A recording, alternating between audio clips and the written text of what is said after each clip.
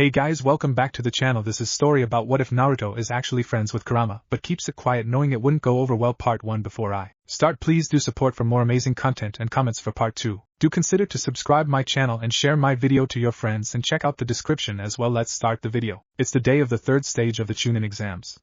The entire village is all abuzz, excited to see the matchups today. However, the first match that they were all watching had the audience on the edge of their seats. They all thought that it would be a one-sided fight, seeing as how the participants were Neji Hyuga, the prodigy of the Hyuga clan despite him being from the branch family, and Naruto Uzumaki, who everyone but a select few thought was the nine-tailed fox reincarnated, rather than being the jailer for said fox, the same brat that was the dead last at the academy, who was more concerned with playing pranks than train or pay attention in class. They did not expect the number one hyperactive knucklehead to be giving Neji so much trouble. He had just hit the stubborn blonde with his 8 trigrams, 64 palms technique, closing off all his chakra points.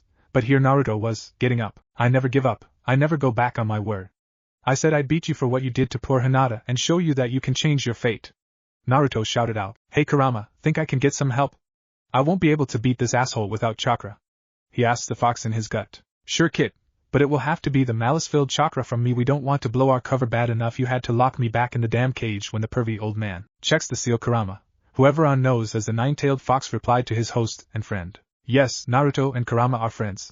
Despite what people thought, due to the attack on the day of Naruto's birthday, Kurama was under influence of the Sharingan of a masked man that had ripped him out of his previous host and summoned in the middle of Konoha. He was actually a nice guy unless you pissed him off, but that's normal for anyone. It was during the mission to Land of Waves after Naruto was overtaken with rage when he thought Haku killed Sasuke. Naruto and Kurama had a nice long chat and came to an understanding, and over the past months, they became close enough that Naruto managed to open the cage confining the fox as well as how to close it if needed. Point case when Jiraiya checked the seal. Anyway, back to the fight. Kurama pumped the malice-filled chakra through Naruto to open his chakra points so Naruto could go on to win the fight against Neji. As Neji lay there, he was wondering how he could lose to this year's dead last, and if this guy was right.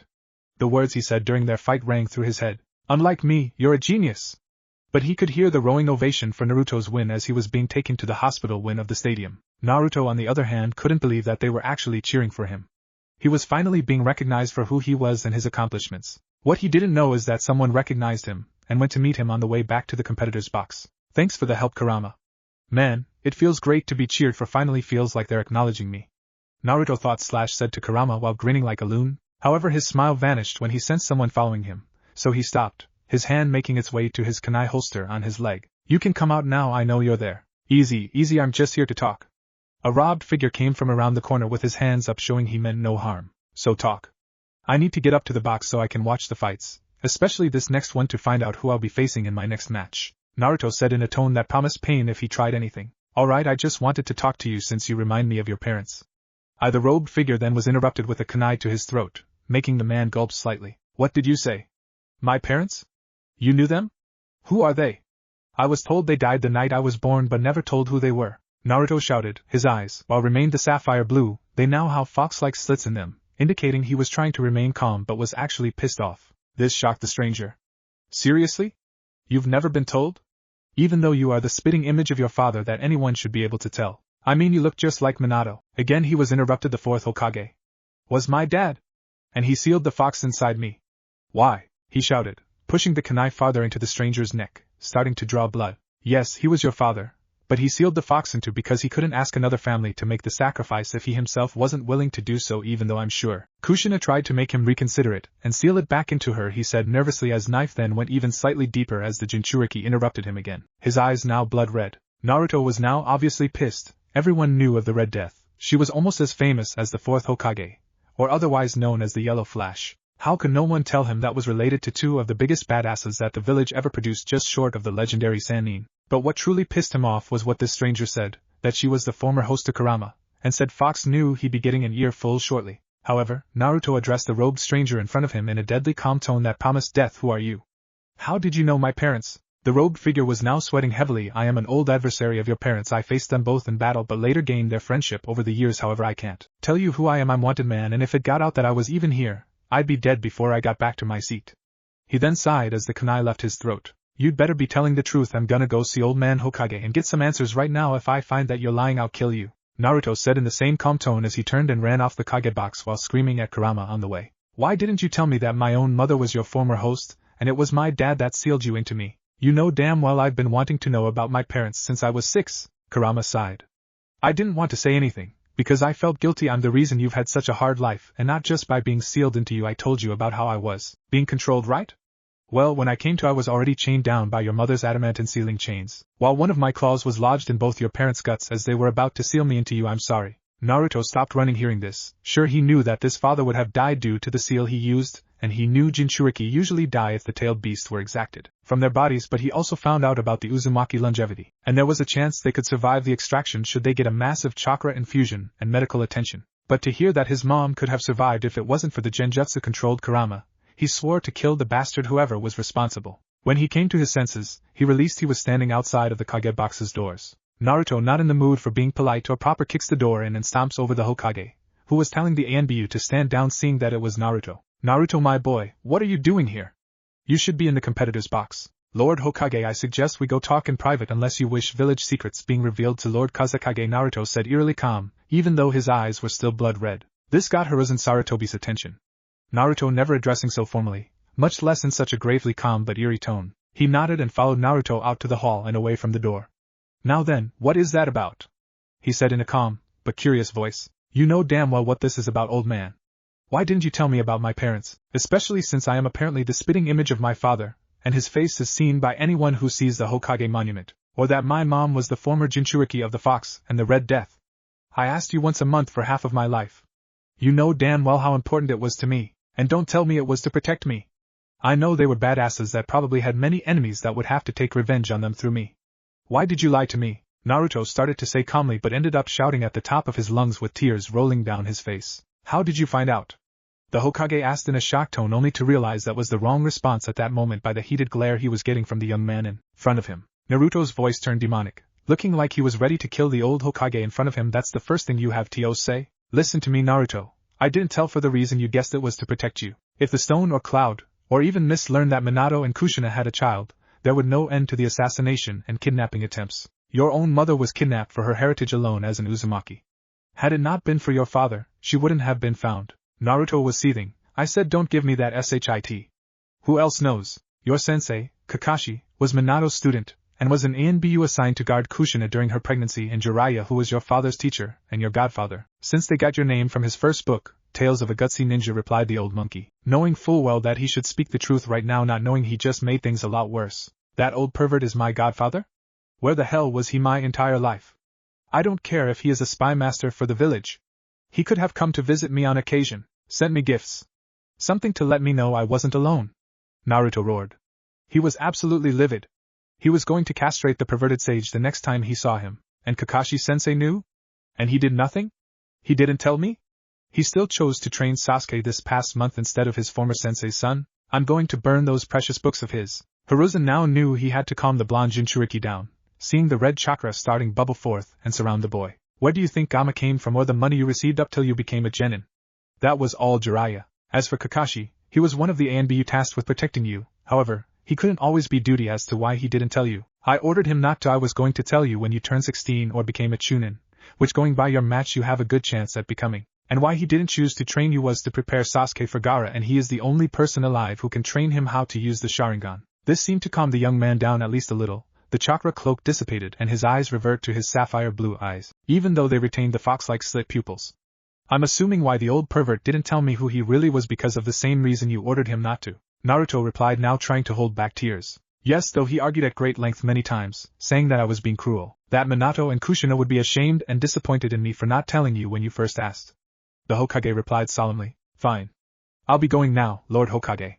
The blonde said as he turned around and started walking out of the stadium, not noticed the hurt look on Hiruzen's face. I can't believe he didn't tell me. And after all the years I considered him to be my grandfather, he said to himself. Kurama knew now was not the time to talk to Naruto unless he did something stupid. However, the fox noticed the genjutsu being cast throughout the stadium and instantly broke it before Naruto even noticed it. Naruto didn't even notice the mayhem around him as he walked to his place and quickly left a letter and his headband on his bed for whoever came looking for him, if any did at all. He then noticed the battle going on outside, but he didn't care. This village can burn for all I care, he thought as he packed what few belongings he had in his backpack and changed out of his kill me now orange jumpsuit, knowing it would identify him while he was leaving, into black ANBU pants, black ninja sandals, and a sleeveless black hooded vest with a black face mask like Kakashi wore all the time. He threw the hood over his head to attempt to hide his yellow hair and walked out of his place, and started leaping across rooftops toward the gate that wasn't being currently attacked and disabled anyone who got in his way, leaf ninja or not. He stopped at the gate and looked back at the village. Goodbye, I am, Old Man Tenchi, Irika-sensei. I'll miss you all. I hope you all survive this so may meet again, should I decide to come back. He said solemnly as he turned and leapt off into the forest. Meanwhile, the mentioned people stopped and looked up at the sky, feeling something was wrong but were too busy either evacuating or directing the evacuation to pay too much attention to that feeling, the only thought going through their mind. Please be careful and safe, Naruto. We find Naruto in a cave camping out the night after he left the village.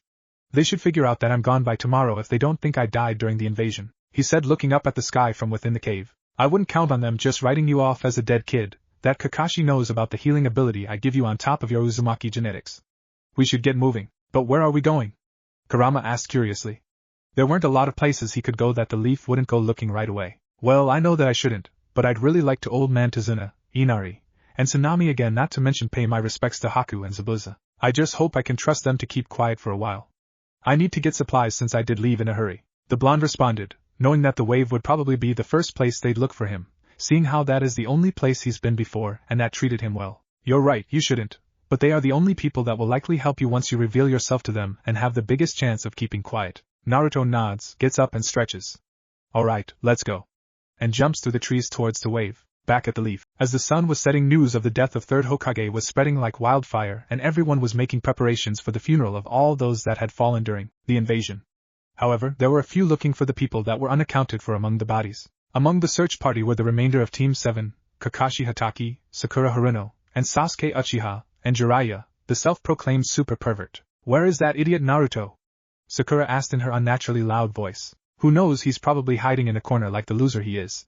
Sasuke said in his arrogant tone. That's enough, Sasuke, you know Naruto wouldn't hide while people were in need. Kakashi reprimanded, and as to where he is I don't know. I suppose we should check his usual spots. So spread out, if you find anything use your radios. Sakura and Sasuke went off in separate directions, even though anyone could tell that Sakura wanted to follow Sasuke but knew she'd get a scolding later, and she was secretly worried about her blonde teammate. However, when Kakashi was about to go off, Jiraiya stopped him. Hold on a moment, Kakashi. The ANB that were guarding Sensei said that Naruto came to see him after his victory against that Neji kid in a really bad mood, saying something about needing to talk to him about village secrets. You don't think Naruto learned some of the secrets that he shouldn't yet? Which secrets are you talking about? The only ones he doesn't know is his parents. Oh God. Kakashi shudders to realize the implications, if he found out about them after all this time, especially after him asking monthly he'd lose it. The Toad Sage nodded. Question is, what would he do once Sensei told him everything in an attempt to calm him down? I have no idea, we should pick up the pace. Kakashi said hastily. Agreed. I'll go search his place. Hand me a radio to contact you. Jiraiya said, catching the radio. Channel 3 for the two of us, we don't need Emo and Banshee to learn about this. Right, but do you have to call my students those names? The copy ninja sighed. They haven't shown me that they can be anything else, the Sannin said with a shrug, then headed towards Naruto's apartment. Not realizing that Naruto was gone, and had almost full day's head start, and was very angry. 30 minutes later, Jiraiya arrives at Naruto's apartment, immediately getting a sense of dread seeing his door open and lights off. He runs in and sees the place tossed. Naruto! Are you here? He then radios Kakashi, get over here now. Naruto's not here, and with that Kakashi appears via the body flicker technique. This is bad, he said, looking around only to immediately notices Naruto's headband over an envelope. Jiraiya, it's worse than we thought. Seeing what Kakashi was looking at, he picks up the headband and opens the envelope, and starts reading the leader. To whoever finds this, I have left this village of lies and hypocrites.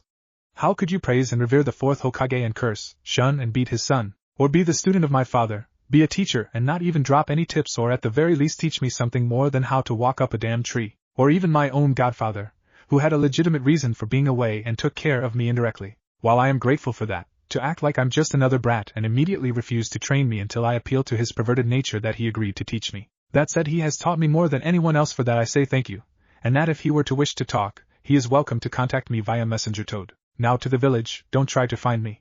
You have disgraced my father, the Yellow Flash, Minato Namikaze, and my mother, the Red Death, Kushina Uzumaki. You are not worthy of my loyalty. To the people whom I cherish above all others, Irika-sensei, I'm sorry, I want you to have your headband back. I am Antuchi Ichiraku, thank you for feeding me, even when I didn't have the money to pay. You even treated me like family. Hell, you were the closest thing I had to family. I will miss you the most. Should Jiraiya find me and wish me to continue to train me, I will ask to send messenger toads to the three of you. To Kakashi hate, have fun with the last Uchiha and the pink-haired banshee. I can imagine your shocked face right now. Yes, I am over Hiruno. Not once has been even remotely nice to me. All she has done is beat me, yell at me, when all I was to her was kind. Yes, I may have been annoying asking her out so often, but I did so to try to cheer up when she gets rejected from the gay duppa. To Hiruzen Sarutobi. You may have been a grandfather to me, but that ended when I found you lied to me about not knowing who my parents were and ordering everyone to not tell me regardless if it was to protect me. You do not have the right to contact me. And if you think A and B you can find me, think again. You know full well that I can outrun them and anyone else you send after me. To the council, you do not own me. I may be the Jinchuriki of the nine-tailed fox, but I am a human being, not some property. None of my kind are. Your newest enemy, Naruto Uzumaki Namikaze. Both Jiraiya and Kakashi paled. Not only did he know who his parents were, but they hid that they knew. Jiraiya, however, was relieved that Naruto would still be willing to talk to him. Kakashi knew that he had at least half a day's head start, and could be anywhere by now with his speed, plus with his stealth skills from his pranks he could hide his scent very well from ninja hounds. Even if they did try, the only thing he left untouched in the apartment was his headband and the letter. However, he could smell that he sanitized the headband to erase his scent somehow, leaving the letter. Even traces of his orange jumpsuit could be found in a smoldering pile in the corner. What do we do now? If it gets out that he has left the village, he'll be hunted relentlessly. Kakashi asked sullenly, regretting that he didn't teach his sensei's son more. We tell the council he killed by the enemy during the invasion. We show this letter to only the three he mentioned and make them swear to secrecy. However, I will go look for him and see if I can't talk some sense into him. However, I won't hold my breath. He's made it clear in this letter that he hates the village minus the people. He spoke fondly of people I have to thank for taking care of him, while I was fulfilling my role as spymaster to the village. He says seriously and looks at Kakashi. Does he have any allies outside of the village? Kakashi thought for a second. I can only think of one place. The Land of Waves. It was our first mission outside of the village. A C-rank turned a tyrant by the name of Gato, from Gato Industries. Jiraiya cut him off. Yes, I remember hearing about that, but that doesn't explain why they would be his allies. As I was gonna say, he gave the people hope, something they lost after their previous hero, Kaiza, was publicly executed. Inari, the bridge builder's grandson, was the most affected. It is because of Naruto that Inari was able to gather the villagers to build to push back Gato's thugs, with our help obviously. Or rather Naruto's help. I merely added support, but it was Naruto was the spark of hope. He even got through to Zabuza, an employee of Gato's, who ended up getting betrayed by his employer. I ended up killing Zabuza's apprentice that same day, which allowed Naruto to get through to the Demon of Mist in a fit of angst rage. It appears Naruto made friends with Haku before the fight as well, Kakashi said with both sadness and pride. That young man seems to have the power to befriend just about anyone. I see now, so the people of Wave would see him as a hero and ally, said the now understanding Sanin. Very well, I send a toad there before I go in person. In the meantime, I must go talk to this Irika, and the Ichirakus. They need to know. Kakashi nods and changes frequencies. Team 7, come to Naruto's house. I have something to tell you, he said in a solemn tone, making sure that it wasn't good news. What is it, Kakashi-sensei? Why do you sound so sad? Sakura said. Kakashi's sweat dropped. Seriously? And she was the smartest in her class? Just get here, I'll tell you both when you get here. Jiraiya nodded and body flickered away with the letter and the headband a few minutes before Sasuke and Sakura showed up. Sakura gasped and put her hands over her mouth. Sasuke looked impassive as always, be internally was shocked seeing the state of the place. Sensei, where? Sakura started, only to see traces of Naruto's orange jumpsuit burned in the corner. Sakura, Sasuke, Naruto was killed by the enemy. The copy ninja said, picking up the orange remnants. Sakura broke down crying. She may not have liked the blonde knucklehead, but he was her teammate and saved her life twice, even if she wouldn't admit it at the time. Sasuke on the other hand was seething. Naruto was a lot like him and knew loneliness, and saw the blonde as a worthy rival, not that he'd admit it aloud to anyone else. He was so angry that the curse mark Orochimaru gave him was slowly activating. Kakashi says this. Sasuke, calm down. I get that we just lost Naruto, but don't let give in to your rage and the curse mark. Sasuke nodded and the mark receded. What do we do now? Said the last Uchiha, asked, still angry. We let the council know so we can include Naruto into the funeral tomorrow. You let your other classmates know. I will go to the council. Kakashi ordered and received a yes, sensei, with his remaining students running to tell their friends. Naruto, please forgive me if we ever meet again. He thought to himself as he made his way to the council's chambers, knowing this wasn't going to end well. Meanwhile with Jiraiya walked into Ichiraku Ramen, where he found Irika conveniently having supper. Well, this makes my job easier. Irika looked up from his bowl. Lord Jiraiya. What are you doing here? What do you mean your job? Said the confused Chunin. Welcome, Lord Jiraiya, what can we get you today? Tochi asked, curious as well but remained professional. I am, on the other hand, looked nervous. Why is Jiraiya here? Where is Naruto? She thought, fearing for the boy she thought of as a brother. I will have a miso ramen with pork. I will inform you as to why I am here over a bowl. However, what is said stays within these walls, Jiraiya said in a very serious tone, letting them know he meant business. A moment later Tsuchi handed the Toad Sage his order. Here you go, now can you tell us what is going on and where Naruto is? Asked the ramen chef, having figured it must have something to do with Naruto. Very well. But as I said, what is said doesn't leave these walls nor will be repeated to anyone else. Am I clear? Once he got nods from the three in the room he sighed and continued. Very well, Naruto has left the village. He found out about his heritage, and didn't take it well after being lied to by the Hokage half his life. He wished for you to have this back, Irika, and that loves the three of you very much. He said and pulled out the letter. This will explain it all. Please read it quickly. By now Sakura and Sasuke will be spreading the official word that Kakashi and I will be reporting to the council, which is he was killed in the attack. Now this shocked Irika and the Ichirakus to hear this but quickly read the letter with varying responses. Irika was shocked that he didn't realize it. The resemblance to the fourth and Naruto was uncanny minus the whisker marks. Ayam was crying. She vaguely remembered Kushina. But her father did, and he looked furious. He never agreed with Hiruzen not telling the boy he saw as a son about his parents, especially since his mother was his best customer, and any idiot should have been able to see the resemblance to Minato. He didn't need to be told to figure who his parents were. Not with the boy's insatiable hungry for ramen, his verbal tic, the blonde hair, blue eyes.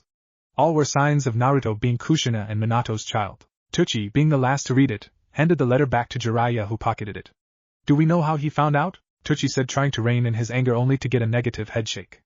Any idea where he is headed at least? I don't feel like remaining here any longer. Ayam looked shocked to hear this, even though she agreed not wanting to be here. Only for Jiraiya to shoot down that idea. I'm afraid I cannot tell you.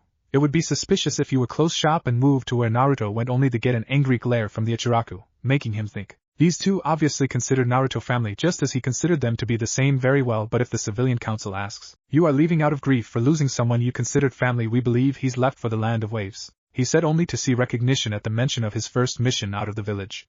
If you move there I will guard you free of charge. Just inform me tomorrow after the funeral. It will suspicious if leave beforehand, not mention looked at being disrespectful.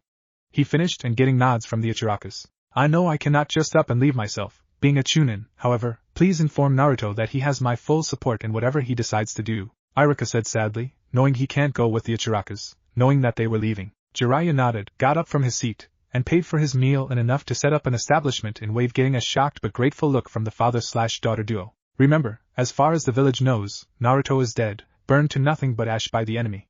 He said, getting nods from everyone there. Before he leaves he turns his head looking back at the three there, and thank you for taking care of my godson while I was away.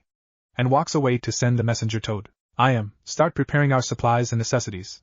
We're moving to the land of waves, Tsuchi said in a stern voice, clearly hiding his anger at the village, getting an agreeable nod from his daughter, as they begin closing up after Irika had paid and left to prepare for the funeral. Needless to say that reactions to Naruto's death were varied. A majority of the council were afraid that the nine-tailed fox would return, while others were saddened by the blonde's death. Among the rookies, most were shocked and saddened to hear Naruto died, but the news hit Hinata hardest. The boy she loved had died before she could build up the courage to confess to him.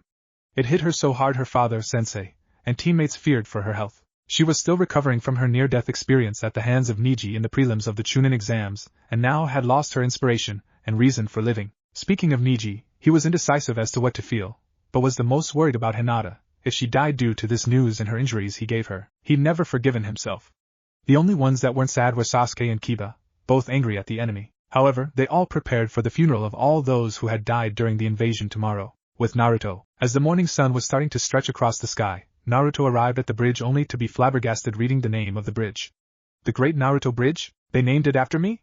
He said aloud, only earn a hearty laugh from his friend and tenant. You really are an idiot, of course. They named it after you. It was you who lit the fire under that brat Inari's ass, saved that MILF Tsunami from being taken hostage, which led the kid to round up the villagers to help drive back those thugs. However, you're going to have thought up an alias if you are going to stay here for any length of time, Kurama said, not knowing that Jiraiya and Kakashi falsified his death to keep the council off his trial. Well, yeah, but I didn't expect to have a bridge named after me. But yeah, you're right, I do need to think of an alias, he responded to his partner only to get distracted by a poof of smoke revealing a messenger Toad.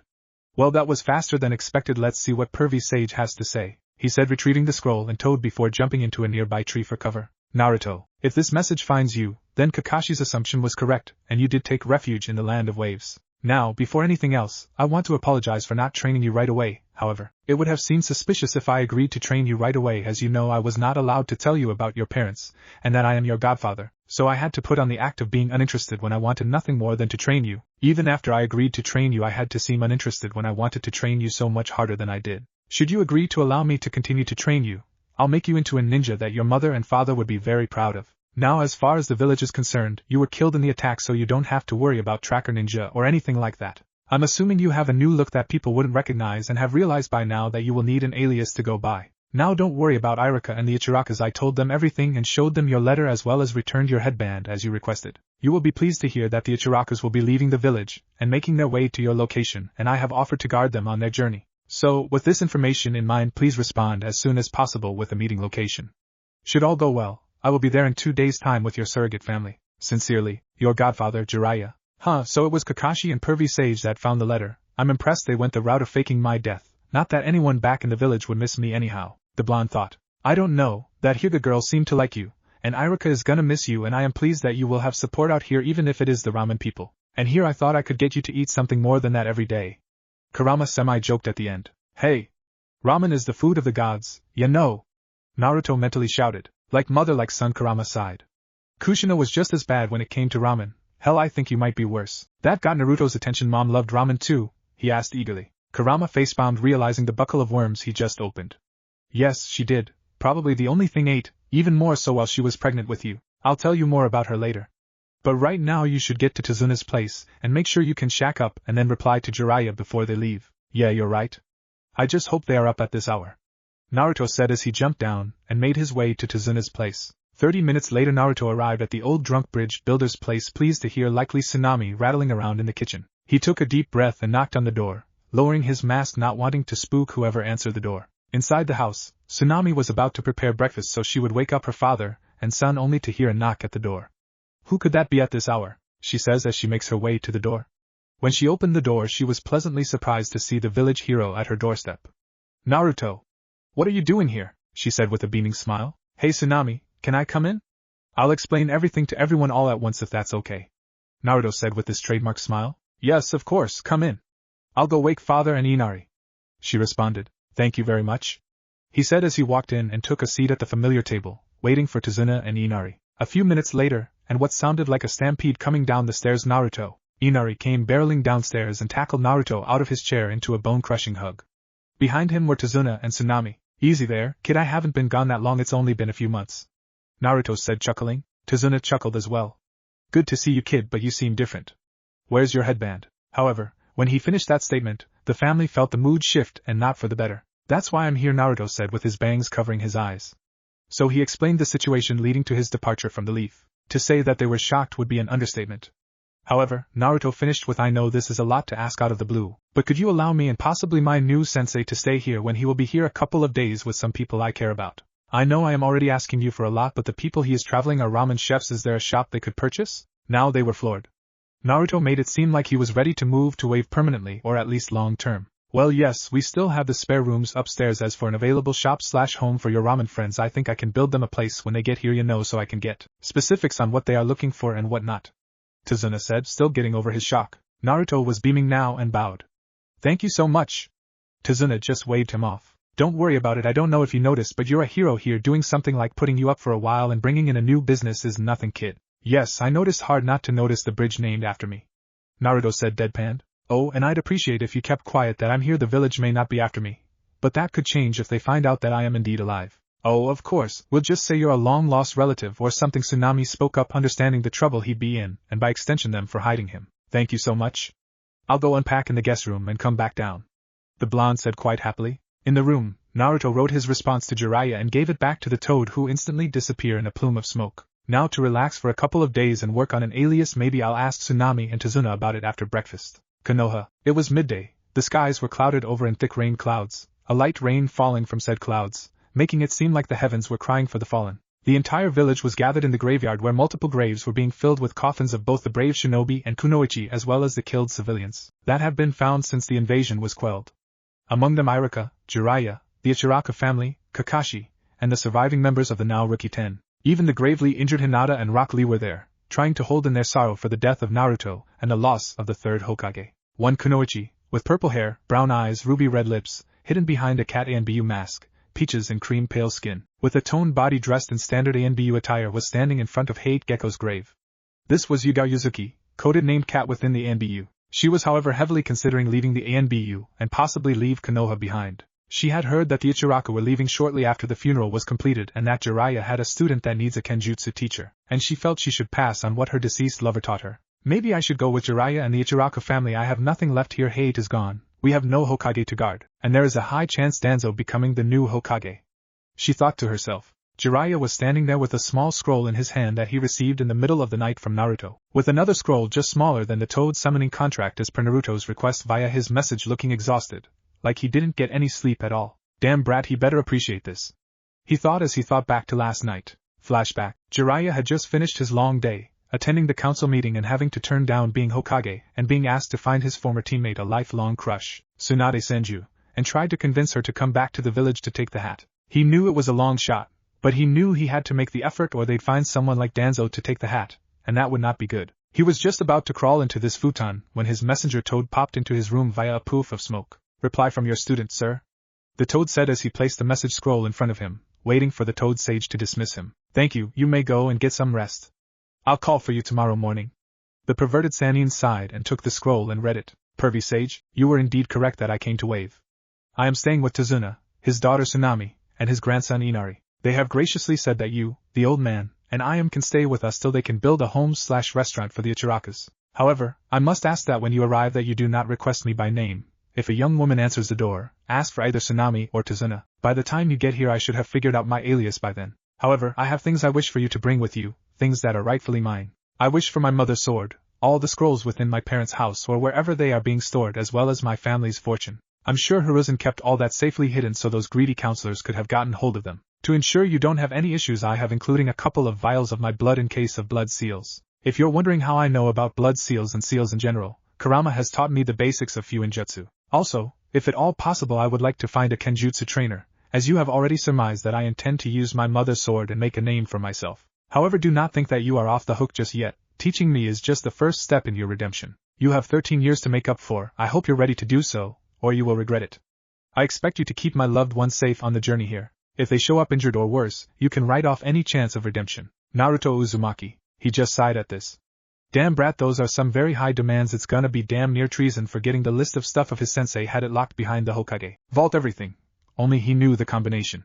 To get it I'm gonna have to sneak into the Hokage's office, crack the vault combination, even the scrolls he's asking for. Using his blood is the least of the worry, but who knows what booby traps they put into place. I'm not worried about keeping the Ichiraku safe, but the Kenjusta teacher is gonna be tricky to find. Jiraiya thought, knowing someone might be listening, but finishes aloud, well, I'll find my student a Kenjusta master down the road. Jiraiya sighed as he felt movement outside his house. Little did he know that it was none other than Yugao who was passing by on her way home, hearing the poof of the summon and decided to check it out, however, decided not to eavesdrop anymore and went on her way to grieve for the lose of Hate and prepare for the funeral tomorrow. Jiraiya, having sensed that the presence was gone, got up and used his skills as spy master to acquire everything Naruto had demanded, even outsmarting the ANBU guarding the Hokage vaults, as well as the Namikaze household for his mother's famous sword, and sealed them all in a medium-sized scroll. And flashback. After the funeral concluded, Sasuke and Sakura both walked up to Jiraiya. Master Jiraiya, can we talk to you for a moment? Sakura asked as politely as she could. Ah, you are the genin from yesterday. Jiraiya said, remembering how he saved them from Gaara and Shikaku. Yes, we wanted to thank you for saving our lives. If you hadn't shown up when you did, Gaara would have crushed me and killed Sasuke, so thank you very much, Sakura said with a bow of gratitude, while Sasuke looked pissed off at the fact he couldn't defeat Gaara on his own. I should have been able to beat that freak on my own. How can I kill Itachi if I can't even hold up against someone like Gaara? Sasuke brooded. Think nothing of it, I'm just glad I made it time. I was worried when I heard you guys were sent to fight against Gaara. The Toad Sanin said, expressing his concern. Whose bright idea was it to send them against the Jinchuriki anyway?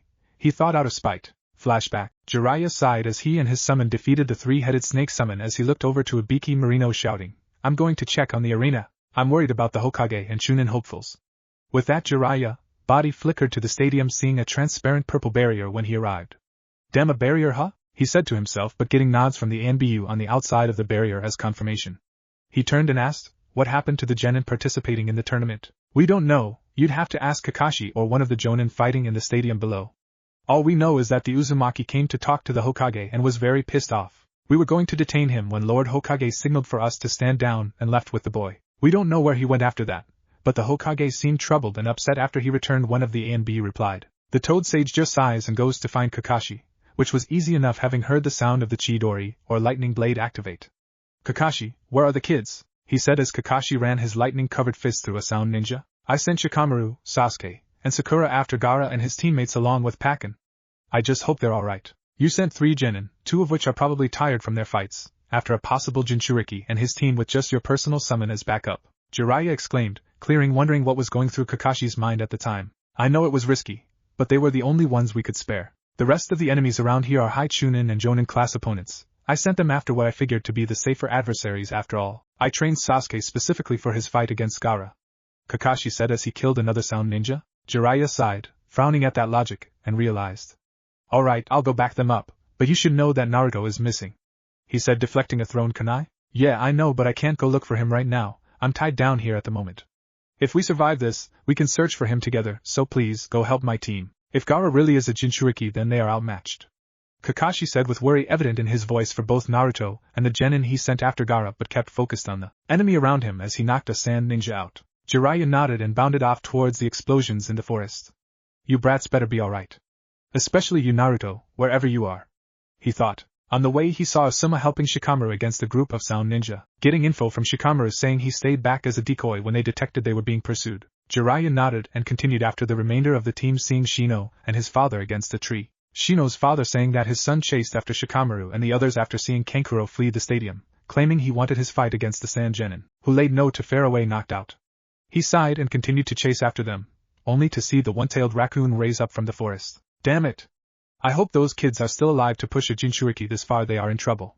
He cursed as he ran through the signs to summon the chief toad, Gamabunta. Jiraiya. Why have you Gamabunta started to ask before he saw Shikaku. If you summoned to help you deal with Shikaku the sand spirit, you're on your own. He finished preparing to poof back to Mount Myaboku. Please wait, Bunta. There are genin here bravely fighting against the one-tails. If we don't stop it, they will die. Jiraiya pleaded. The boss of the toad sighed and took a drag from his pipe. Very well, but you'd better have sake ready next time you summon me. Thank you. Now let's save those genin. Jiraiya proclaimed as he jumped off Gamabunta's head and approached Sasuke only to see Sakura being bounded to a tree by sand. What happened here? Sasuke gritted his teeth. I've been fighting this freak Gaara for a while now, but Sakura and a dog arrived, catching his attention, only to grab Sakura with that sand and bound her to the tree. It's getting harder and tighter every passing moment, and will eventually crush her unless I beat him. But I'm out chakra and can't do anything. He finished punching the branch he was standing on out of frustration that he was so weak and couldn't finish off Gaara on his own. However, Jiraiya mistook this as he was frustrated that he couldn't save his teammate. Don't worry, I'll save her for you. Get back to a safe distance.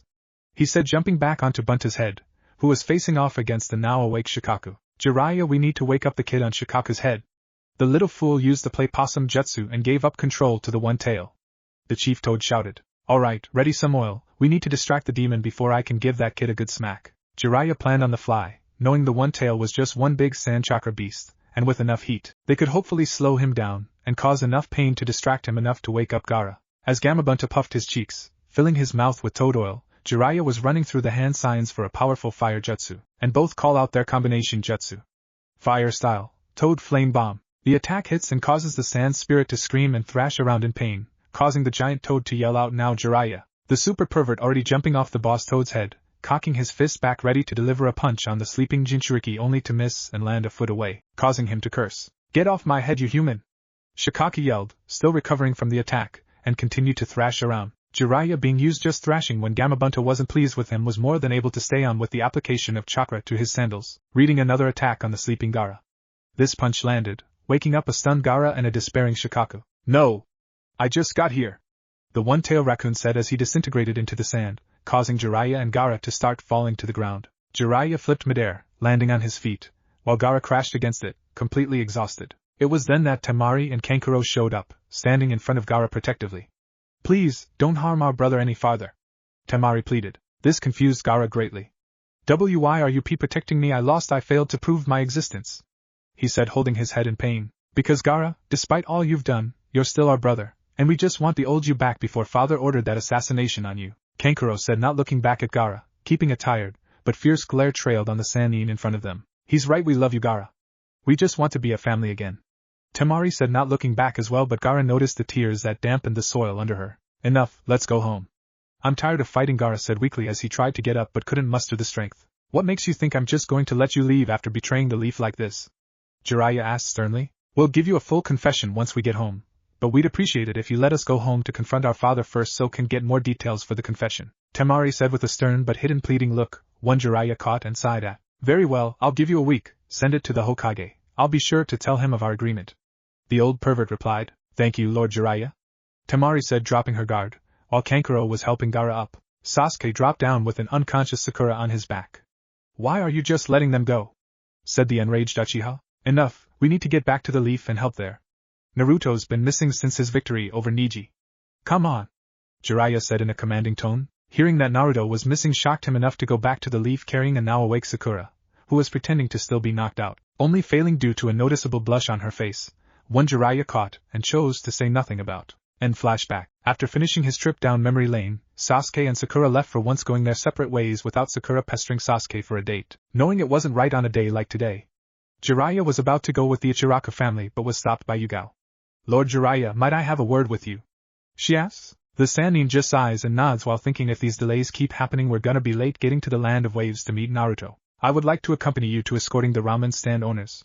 She asked bluntly. Do you have permission from the council? Surely can't afford to lose a capable ninja like yourself for any period of time after the losses we took, he replied. Knowing she was ANBU, likely a captain too, I'd put in a request for a month's leave of duty to properly mourn for someone close to me. She replied, her voice carrying the sound of grief, sadness, and loss. Jiraiya inwardly groans. Before I confirm or deny your request, why do you wish to come with me? Sounding suspicious but already figuring out that it was her outside his window last night. I overheard you were going to meet a student of yours in Wave, and that he was searching for a Kenjusta teacher. I wish to pass on what I've learned, or at least what I can pass on during my leave. She said, knowing full well she was caught. Alright, but this is on you if you get into trouble with the council. But you'll need to know that my student is very secretive about his identity, so I'd appreciate it if you didn't report anything, he said a little too kindly. Yes, of course, I am off duty after all, she said, not withering under the pressure. Good, get ready, we'll be on the move a lot.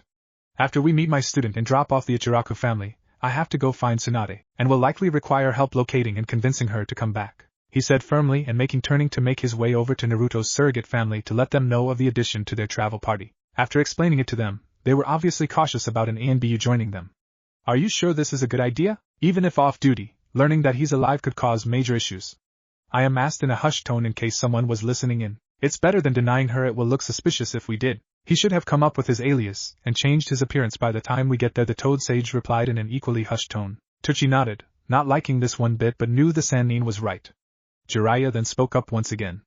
Besides, he's looking for a Kenjusta teacher she learned and practiced with the best swordsman the Leaf has to offer. That, and I feel that once she's seeing that he asked for, she'll understand everything. I have it in good standing that she was against it all and was one of the few that was assigned to guard him, and knows of his situation. He finishes, easing the doubts of the father and daughter combo. An hour later, Iruka was standing at the village gates to say his farewells to the ramen chiefs. Though confused with a beautiful woman with purple hair was standing there as well. He could tell she wasn't a civilian. She had the aura of a skilled kunoichi, someone who has seen and dealt a lot of death. Sensing this, Yugao decided to attempt to ease his confusion, and told him that she was taking some time off to grieve the loss of a loved one, and was joining Jiraiya in his travels for a month.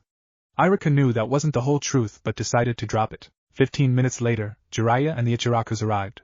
I am Tucci. I wish you luck in your endeavors in Wave. I can only imagine that it will not be easy starting again in a new country. The academy teacher said. Thank you, Iruka, but I have a feeling we'll be just fine. From what I hear, they practically worship our favorite fallen knucklehead. Tucci chuckled slightly while attempting to sound sorrowful for the loss of Naruto. I am too gave a strained smile, genuinely sad that so few people paid respects to Naruto's portrait. The only ones who had paid their respects were his teammates, her and her father, Yugao, Shikamaru and Choji, Iruka, and of course poor Hinata, who looked completely dead on this inside. She was however glad to hear he had been added to the monument stone like so many other fallen heroes of the Leaf. Even if she was sure that this damnable village will celebrate the death of the demon child or Kyuubi reincarnated and not see him as the hero has been his entire life for, keeping the Nine Tails locked away. Shall we go? We should be there in about 2 days barring any interruptions. I would hate to take longer than that, Jiraiya says, shuddering, being later than that. Naruto wasn't the most patient person in the world. More so when his precious people are involved. I just hope Naruto gets the message and comes up with his alias and new look before we arrive, he thought, not knowing that the ANBU traveling with them had a connection to Kushina and Naruto. Tucci and I am chuckle, knowing why Jiraiya shuddered while Yugao was confused and knew she was obviously missing a vital piece of intel, something she wasn't comfortable with but chose to keep quiet. What am I missing?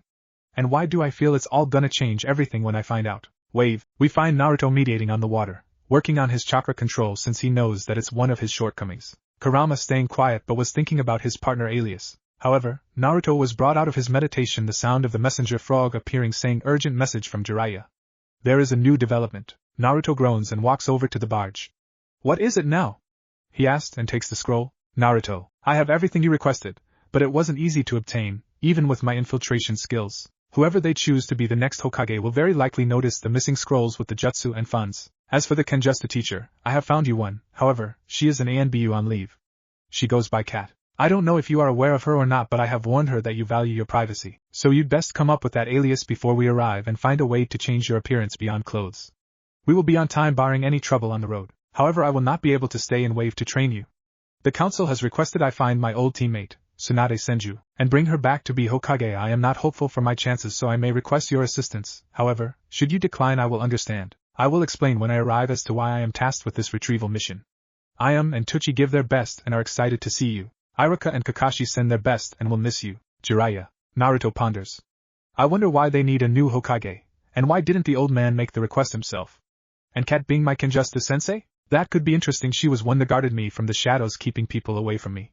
Wonder how she'll react to me being alive. I don't know, perhaps Hiruzen was injured and unable to continue his duties. He is an old man after all. I'm more surprised that you aren't upset that he can't train you right away unless you assist him, and therefore the village. Kurama replied. Well, of course, I am upset once again someone is putting the village before me. However, I understand that they need leadership. I just hope it isn't too serious. The Ninetales knew the guilt would cripple him for a few days at the very least if the third got seriously hurt or killed after his verbal assault against the old man. Well, if something did happen, try not to blame yourself. He's a seasoned warrior. He can take care of himself. As for this Cat Anbu, can we trust her? Her duty is to the Hokage and the village. He asked after trying to calm down his partner. Oh, her? Yeah, she'll be fine. She watched over me before the academy, even personally took me to the hospital a few times. Never saw her face, but if she's off duty then I will finally be able to meet her in person. Does someone have a new crush so soon? Kurama teases. What? No. She's like 7 years older than I am, if not older. That'd just be wrong, Naruto protested, getting a chuckle from the fox in his gut, earning a mumbled furry bastard only to realize he should let Tazuna and Tsunami about the extra guest and that they are on their way. So he makes his way to Tazuna's place, getting polite waves from everyone, bashful blushes from the female population, even a couple shop owners handing him free bags of food, which he tried to turn down. But the shopkeepers were persistent, and said it was a thank you for saving and freeing them from Gato and his thugs, so he relented and accepted the gifts. He even heard some of the bolder female population shout out to him, asking to marry them and give them his child. Wonder if this is how it feels for Sasuke? None of these girls like me for me, they like me because of my fame, he thought, knowing full well they were fangirls. After about 30 minutes of walking through the village, he finally reaches Tazuna's place and walks in. Normally he'd knock, but Tsunami said that he didn't need to bother. He was an honored guest and practically family as far as she and Inari were concerned. Hey Tsunami, you here? He calls out for the single mother. In the kitchen, Naruto. She replies. Of course, she's in the kitchen. If she isn't cleaning, or out shopping, she's in the kitchen preparing for meals or just baking. She really needs to take it easy and just relax sometimes. I swear she works herself too hard. Naruto thought as he made his way to the kitchen. I have some food from the villagers, where should I put them? He asks. Tsunami turns around, sees the gifts, and sighs. On the table. I'll put them away in a little bit. Thanks, but I can put them away. I don't want to feel like I'm just freeloading, you know. The blonde says plainly. Nonsense. You're our guest. Besides, I have a system as to where things go and can't find anything if it's not in the system, she said, finishing off half joking, earning a sweat drop from her guest. Okay, he said, giving up. By the way, your dad around? Jiraiya and the Ichirakus are going to be here in 2 days, assuming nothing happens on the way here. Oh, and I'm sorry, but seems one more person is going to tagging along with them. Alif ANBU, though they are supposed to be off duty, he said. Tsunami looked worried about the ANBU. She might not know much about the ninja society, but she knew ANBU either took rogue and or missing ninja back to their respective villages or kill them, depending on the situation. Are you sure it's safe for them to come here? What if they try to kill you or take you back? Relax, we just need to come up with an alias for me before they get here. I'll see about changing my hair color. Maybe go red or black. Anyway, we have 2 days, we'll be fine, he said, giving her a reassuring smile. Alright, as long as you're sure, she said, still not sure. Trust me, it'll be okay. The blonde said, then asked, where's Tazuna? Tsunami realized she didn't answer that part of the question the first time, blushes slightly from embarrassment. Oh, I'm sorry, he's out working on that shop for your family. Alright, thanks. Did he say where? He asked, wanting to warn him about the ANBU. No, he said he wanted it to be a surprise to you and them. she said with a warm smile. Damn it, alright. Well, I'm gonna head out to train. Be back for supper. The blonde said, leaving the house. Instead of going back through the village, he decides to stay close to the house and walk out 10 feet away from the house and mediate again. Hey Kurama, for the hair color, is it possible you to change that permanently, and for all hair to make it natural? It is, but it'd be painful because it'll be rewriting some of your genetic profile. What are you thinking? Kurama replied. I'm thinking black, maybe with red tips. The blonde replied. That's possible to do, but I'm not sure if I can get it done within the 2 days. I'd have to focus my chakra on the transformation completely. It'd affect your chakra control a lot since you've grown used to mine in your system full time. I'd recommend going back to the docks before you attempt water walking again, the Nine-Tails said with a little concern. 2 days with a good portion of chakra being cut off was very risky, especially if his host was attacked in the meantime. Naruto nodded and did as his partner suggested. Alright, go for it, he said determinedly. And with that, he felt weak on top of excruciating pain, but he didn't scream. He did his best to endure the pain. He knew that he'd make his gracious host worry about him. Damn, I think I'll just go lay down and try to think up an alias, he thought to himself, and limped inside, avoiding Tsunami so as not to worry her. Later that night, when Naruto didn't come back for dinner, the single mother got worried and decided to check his room, only to find him sleeping with a face that displayed pain. He must have pushed himself too much, and didn't want to worry us, she thought, and decided to leave him be. A day and a half later, the night before Jiraiya, the Anbu and Naruto's family were to arrive, Naruto woke up, groaning in pain. Damn, that hurt. Was it successful, Kurama? Yes, but it took its toll on my chakra. I'm going to sleep to recover it. We should be back to normal in a couple of days, said an exhausted Kurama, who promptly went to sleep, not waiting for a response from his partner. Naruto just mentally nodded and made his way to the mirror to see that the transformation was indeed successful. However, he saw that his normal blue eyes now had fox-like irises instead of his normal human round irises. Damn, fox, must be a side effect. I'll ask him when he walks up. He makes his way downstairs, wanting food before going to shower for tomorrow, seeing the whole family at the table. Naruto! What happened to you? Tsunami got up from her seat and ran to him, seeing his hair and eyes have changed. Oh, well, I told you the last time I was here that I had the fox inside me, right? He said, kinda nervous, talking about his partner, even if they accepted him as him, not the fox. He got nods from them. Well, I asked him to change my hair color, but I'm guessing that my irises changed as a side effect of him using chakra for the permanent change. But won't this give you away? Normal humans don't have fox/cat-like irises, Tazuna said, concerned. It might, but who knows if this is permanent or not. I'll just have to buy some tinted goggles or sunglasses until Furball wakes up, he said with a sigh, knowing their concern. Hell, he had them too, but he didn't have time to worry about it. How long have I been out? Your family is scheduled to be here tomorrow sometime. Tsunami answered, getting a nod from her former blonde guest. Guess I need to think of an alias quickly then, the now blackhead replied. Actually, father and I have been talking about that, and I always decided that if I had another son, that I'd name him Takumi, and since I'm no longer able to have kids due to an accident shortly after Inari was born, I thought that the name would be useful to you even if this Tuchi adopts you officially, she said with a sad smile. She kinda wanted to adopt him herself, but she knew that he loved the Ramen chief and his daughter as family, and they deserved the chance to do so before she brought it up herself. They took care of him after all. Everyone looked at Tsunami with a comforting gaze, especially Naruto, having heard the sad tone she used. Naruto got up and placed a comforting hand on her shoulder, causing her to look up at him as he said, I'd be honored to use that name. Thank you, Tsunami. The single mother nodded with teary eyes, muttering a "you're welcome" before getting up to start supper. Naruto in the meantime thought he should let Jiraiya, Tuchi, and I know of his new name and decided to go up to his room, not before getting stopped by Tazuna. Hey kid, before you disappear on us, I just wanted to let you know that the house/shop will be finished in about a month. Cool. Thanks, you old drunk, Naruto said teasingly, earning a muttered "damn brat" and a chuckle from Inari. Once in his room, he summoned Gamakichi. Yo! It's been a while, Naruto, we hear you left the leaf. You should know that Pops isn't happy to hear that. You should summon him soon to explain everything. Yeah, I figured I would have summoned him earlier, but I was out of it for the last day and a half. But never mind that for now. I have a favor to ask. Can you deliver a message to Jiraiya for me?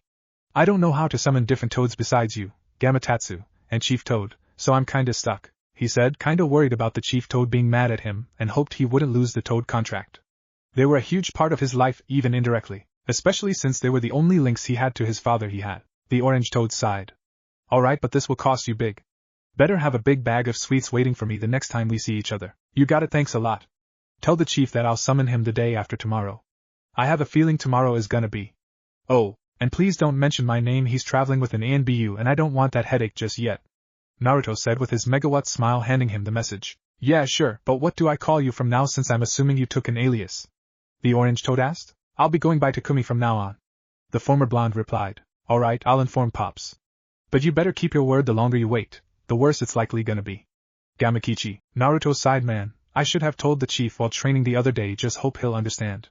Then went back downstairs for supper, with Jiraiya, just as everyone was gonna settle in for the night, while Yugao offered to take the first watch. While Jiraiya would take the second, Gamakichi poofed next to all of them, causing Ayam and Tuchi to jump and Yugao to draw her sword in a defensive manner, which causes the old pervert to signal her to stand down and address the small toad. Gamakichi, I assume my student sent you? Yeah, he asked me to deliver a message and to let you know, he now has black hair with red tips, just so you aren't startled when you see him, said Toad replied, handing the scroll to Jiraiya, getting a nod and a thank you from the sage before dispelling to tell his father what Naruto said. What's it say?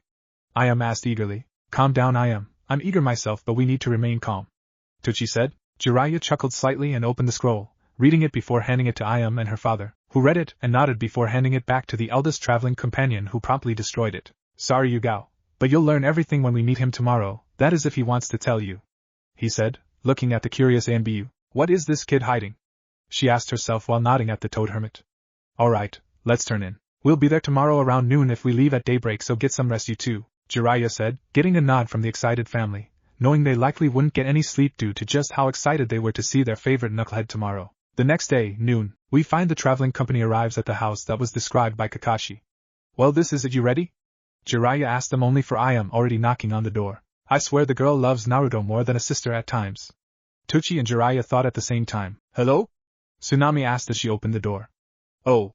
You must be the ones that Takumi has been expecting, and you must be Ayam, Tuchi, and pervy sage that he keeps talking about. She giggled into her hand at the nickname Naruto gives to the Sanin, who fell to the floor in an anime fashion. The others also shared a laugh at Jiraiya's expense. But honestly, it's nice to meet you, Jiraiya, and you must the sword master that he mentioned was coming, she said, addressing the purple-haired woman with the group. Yes, though I'm far from being a master of the sword, there are others far better than myself. I'm Yugao Yuzuki. The purple-haired Anbu said. It's very nice to meet you. You must be Tsunami. Thank you for taking in our friend, Ayam said with a bow.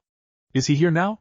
She asked eagerly. By this point Jiraiya was standing upright, having muttered something along the lines of disrespectful brats before addressing the attractive mother. Yes, thank you for taking care of him. Oh, it's no trouble at all. And to answer your question, Ayam, yes, he's in the living room eagerly awaiting your arrival, Tsunami said, leading them inside. Ayam. Tuchi. The now named Takumi called as he tackled his surrogate sister into a hug. Hello, Natakumi. Tuchi said, catching himself, having a hard time with the alias in front of the Anbu with them, with how happy he was to see his surrogate son and best customer. Ayam was sobbing as she held on to her surrogate brother, holding on to him for dear life like she's been yearning to do since she learned everything. Miss Yuzuki, why don't we let them have time to catch up? I'll show you to the room we prepared for you. You can introduce yourself later tonight, the single mother said, both sensing the mood and knowing that some sensitive information was bound to say that she was sure the rest of her guests didn't want to be heard by anyone else just yet. Yugao also sensed this and nodding, following the lady of the house. Once they were upstairs, Ayam let go reluctantly. It's good to see you, Naruto. We have been worried about you, she asked. It's really good to you guys as well. I was surprised you left the village though, Naruto said with a smile. Tuchi took this chance to tell Naruto why they left, leaving the former blonde shocked. You knew?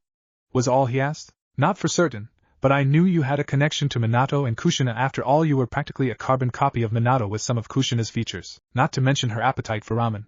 Tuchi said, a little worried that Naruto would hate him like everyone else who kept his parents' identity from him. Naruto lowered his eyes behind his bangs, thinking about this revelation causing everyone else to get nervous. Well, that doesn't matter. You took care of me, fed me when no one else would. For that you have my eternal gratitude, old man, Naruto said with the usual smile, relieving Ayam and her father. It's the least we could do, you knucklehead. Even if you weren't their son, I wasn't gonna let you starve for something that is out of your control. In fact, me and Ayam see you as a hero, even if you have befriended the fox, the old ramen chief said with a smile and with nodding from a still tearful Ayam. Now, here is everything that you asked for, Jiraiya said, wanting to get down to business.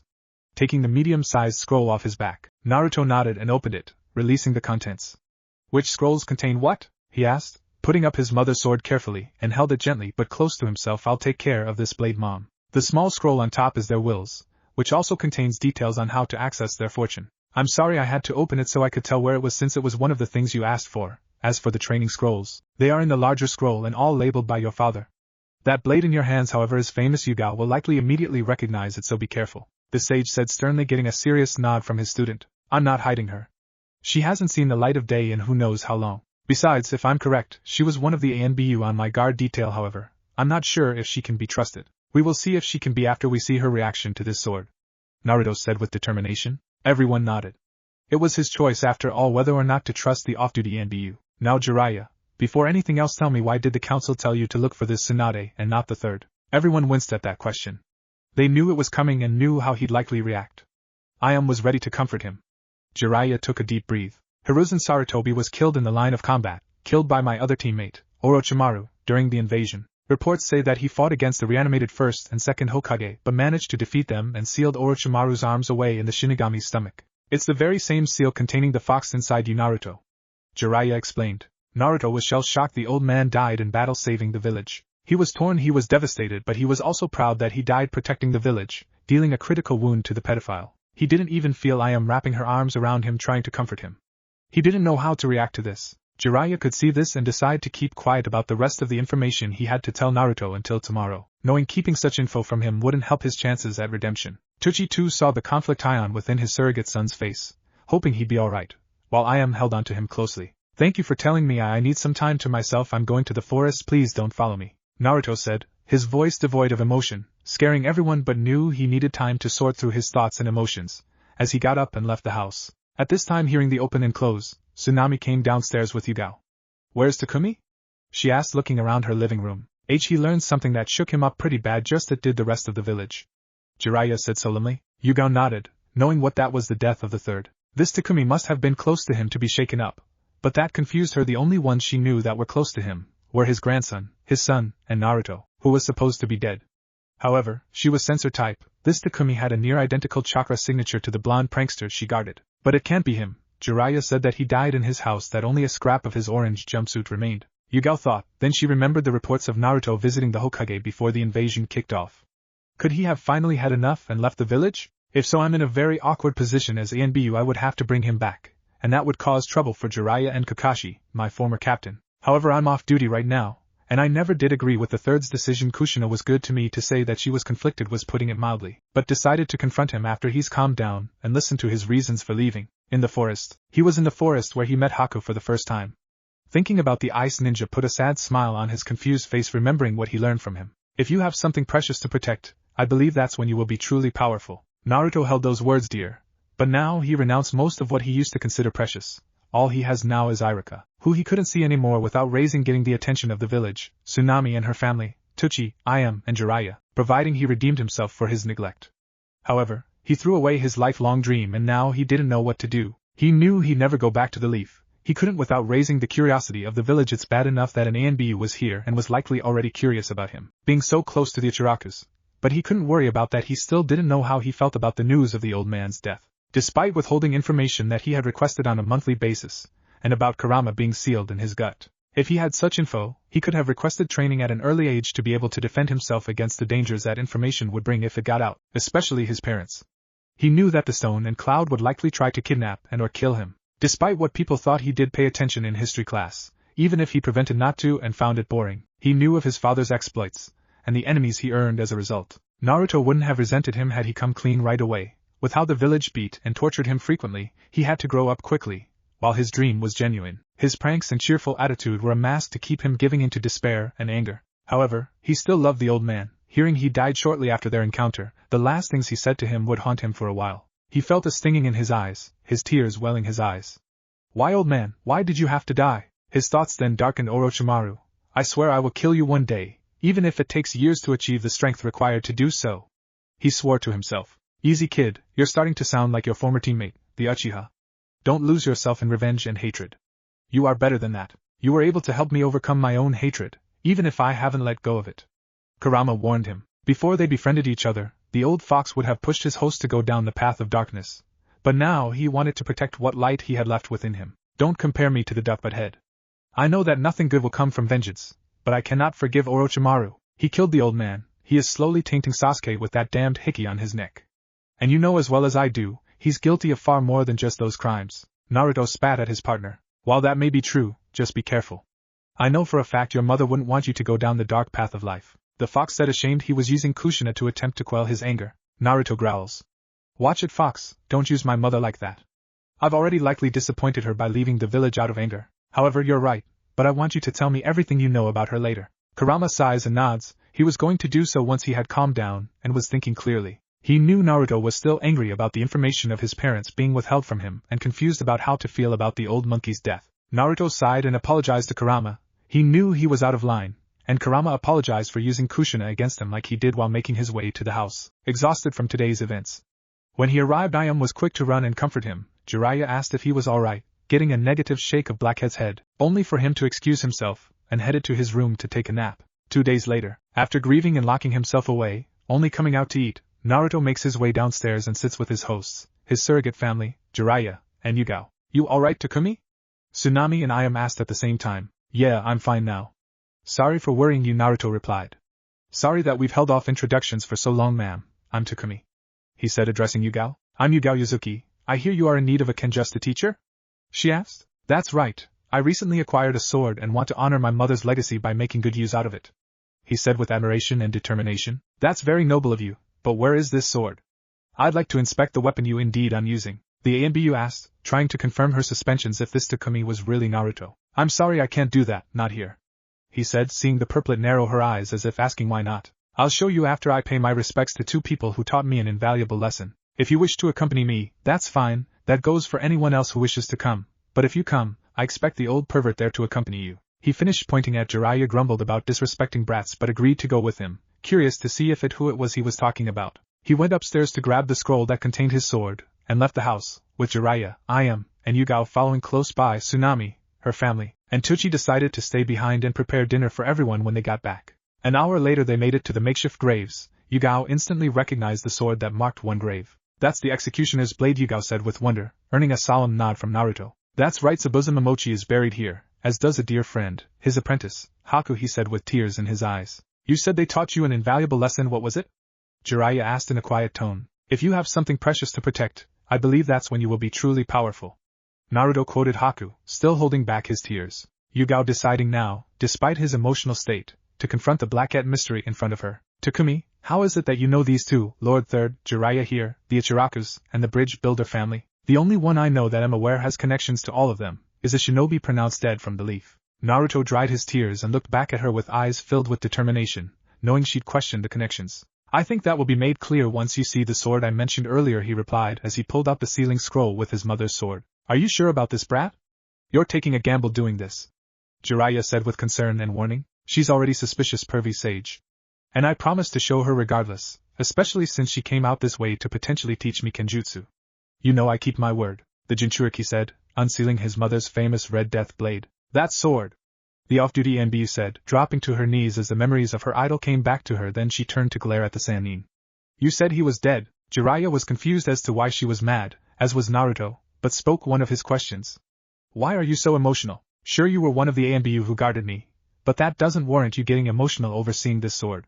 Not unless you knew my mother. She looked at the blackhead, and nodding. I did know Kushina. Kakashi and I were assigned to watch over her while she was pregnant with you, and then I was assigned to guard you, but was never allowed to interact with you, as my job is to stay within the shadows. But seeing Naruto's expression darken, guessing as to why he left now, I never approved nor agreed with Lord Third keeping your parents' identity from you. But I was unable to tell you, as much as I wish I was able to, she added to try to quell his possible anger. Naruto nodding, understanding her inability to interact with him, and therefore unable to tell him about his parents without risking her career. So what are you going to do? Are you going to try to take me back to the leaf, discrediting the old pervert here? Or stay here for the remainder of your leave and teach me Kenjutsu? He asked the obvious question. Yugao thought for a second. Before I make that decision, may I ask why you left? Trying to confirm her suspicions only for Jiraiya to step up and hand her the letter Naruto left in his apartment. As she looked over it, she had varied emotions running through her, confusion at who told him, anger at the people who pushed him to leave, at the people who had ample time to tell him, especially Kakashi, who was Lord Fourth's student, and sympathy for the young man in front of her, and conflicted with her duties as ANBU and her desire to help him. Lady Kushina would want me to help her son. I looked up to her. She was my inspiration for taking up the sword, but doing this would be going against the village. Hey, what would you do? Jiraiya and Naruto just waited for her to make her decision. Jiraiya ready to defend his godson, Naruto seeing her conflicting emotions, confident she'll side with him. After a few minutes, Yugao looked up from her thoughts. Very well, I'll stay and teach you. Lady Kushina and my late fiancé would have wanted me to teach you. Your mother was the reason I took up the sword, and my late fiancé, Hate, would have wanted me to pass what I know, she said with determination. That choice alone has placed you in my good books. Thank you, Yugao-sensei. Naruto said with a slight bow. However, please keep referring to me as Takumi in public. It would cause trouble not only for me but you, pervy sage, Kakashi, and the people of Wave for aiding me. He added, getting a nod from the off-duty NBU, understanding what he said. Let's head back to the house. It's about time for lunch, and from what I know about the Ichirakas and that woman Tsunami, they'll get worried about Naruto if we don't make it back in time. The perverted sage said, earning a chuckle from the other two. At the house over lunch, Jiraiya decides to open up to Naruto, seeing him in a good mood, not a masked one, and since they were in trusted company, he could be completely honest. He only hoped that he wouldn't be torn to pieces since everyone there was fond of the brat. Naruto, I need to tell you some things before we start our training, he said, getting curious looks from everyone. What is it, you old pervert? The Jinchuriki asked, only getting a light sweat upside the head from Ayam, with her saying, don't be so rude. What about to tell you is very important about being my apprentice, he said, ignoring the comment/insult, more paying attention to the looks he was getting, but continued. Have you heard of the village of Nadeshiko? He asked. Yugao looked surprised. You mean that all-female shinobi village? Don't tell me you tried to do your research there, got caught, and the consequences have been passed on to Naruto. The Toad Sage was sweating now. She hit the nail on the head for the most part, while Naruto just sighed. Alright, even if that is the case, what are the details? The former blonde groaned. Jiraiya slumped, knowing he'd have to give full details. Technically, the first thing you should know, Naruto, is that Yugao is right. It is an all-female village, and yes, I did get caught. However, instead of the usual pummeling, the village leader at the time challenged me to a duel for my hand in marriage. As per their law that states that must seek out strong male opponents, and should they be defeated, they are to wed that man. We fought for the full day, either one of us making any headway, so I called for our match to be postponed. She reluctantly agreed, and I promised that our students instead should one day seek each other out and fight if the two of us never met again. Sadly, I received word that she passed away a few years ago. Jiraiya paused for a moment to compose himself, and everyone seemed entranced by the tale, but were able to figure what this meant, waited for the Toad Sage to confirm it, which he did. As you may have surmised by now, that promise falls to you, Naruto, and the current head of Nadeshiko village, who is likely around your age. You have got to be kidding me, Naruto says in disbelief. You get caught peeping, get into a duel for marriage against a village leader, leave her hanging for who knows how many years, probably never intending to go back and uphold your end of the promise, and now that I'm your apprentice, I have to either seek out her student, who is the village leader, or wait for her to find me and uphold this inherited promise. Jiraiya looked away ashamed. Firstly, you're wrong. I did have every intention of going back, but war broke out. Then my teammate and best friend at the time, Orochimaru, defected from the Leaf, and I've been trailing him in another organization that I didn't have the time to return and uphold the promise. Secondly, I hadn't told Minato because it was still wartime, and he was already interested in Kushina, if not already in love, and I wasn't going to interfere in his romantic life. If had you wouldn't be here right now. Okay, I get it. Do you at least know the name of the current leader, and my destined opponent? Naruto said defeatedly. He wasn't happy that he had to clean up this old pervert's mess, and really all he had to do to get out of it was to stop being his student. However, the Jinchuriki knew that he needed his godfather's help in learning his mother's and father's jutsus, so he was stuck. Well, at least he seems to have cared for his opponent. I just hope that whoever her student is doesn't hate me because of this agreement, he thought, knowing that if he was displeased with this agreement, there was a high chance that this girl would probably be furious, going off what he knows about women. Granted, he had to admit that he didn't exactly have the best examples, a whole class of fangirls, and a psychotic special jonin. Unfortunately, I don't. I do, however, suggest that we train you up hard. That village may be populated mostly by women, but they are very strong and take their training and duties seriously. I was in my prime when I fought her, and she was able to keep up and match me. Jiraiya said in a rare serious tone. Fine, but first I think you said you have something else to explain. The reason you didn't finish your fight? Naruto said despondently. Yes, at a young age, when I first met the Toads, they gave me a prophecy, that I would travel the lands, writing books, find and teach the child of prophecy, one who would either bring everlasting peace, or complete destruction to our world. That is why I couldn't stay, and so far none of the students I've taught have survived long enough, so I am hoping you do. The Toad Sage responded. The former blonde narrowed his eyes. My father wasn't your only student? No, there was a group of war orphans in the Land of Rain, during the last war, but there was one among them was a boy, with scarlet red hair, and purple eyes with a ripple pattern. They were a legendary dojutsu, the Rinnegan, which were said to be lost to us when the Sage of Six Paths died thousands of years ago. But the kid's name was Nagato, the other two were Konan, a blue-haired, orange-eyed girl that learned to control origami with her chakra, and a boy that was just as loud and boisterous as you were with that mask of yours on, named Yahiko. I thought Nagato would be the child of prophecy, but it was wartime, and he and his friends were killed in a skirmish against the Rain's leader, Hanzo of the Salamander. They were the only students I had before your father. Jiraiya explained. I see. So, Nagato died in the war, and my father died sealing the fox into me. Not the best track record, pervy sage. Naruto said dryly. Naruto! I am yelled at her surrogate brother. That was very rude. It's alright, he's right. However, I think you can surpass both of them, despite not having the Rinnegan, Naruto. I will teach you everything I know. The perverted sage said. You mean provided I don't lose the toad contract for leaving the leaf? The Black Cat chided. They shouldn't, but we'll cross that bridge when we get to it. For now, I think you should go and give Gamabunta a call. You did say you'd call him before you learned about the sensei's death. Jiraiya reminded, earning a groan from his pupil. I'll be back eventually, assuming Chief Toad doesn't kill me.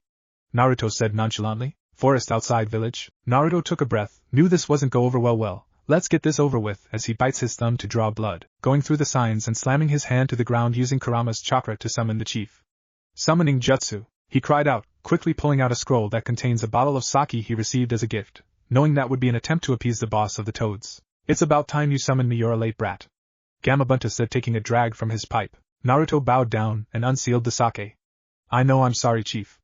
I received some news that left me lost for a few days. I should have let you know, or had Pervy Sage send a messenger frog. The giant frog nodded. Well, if this news is the death of Hiruzen, then I understand. However, you are right, you should have let us know. Now, are you ready to tell me why you've left the village? He said sternly. Yes, chief, and for being late I have this bottle of sake for you.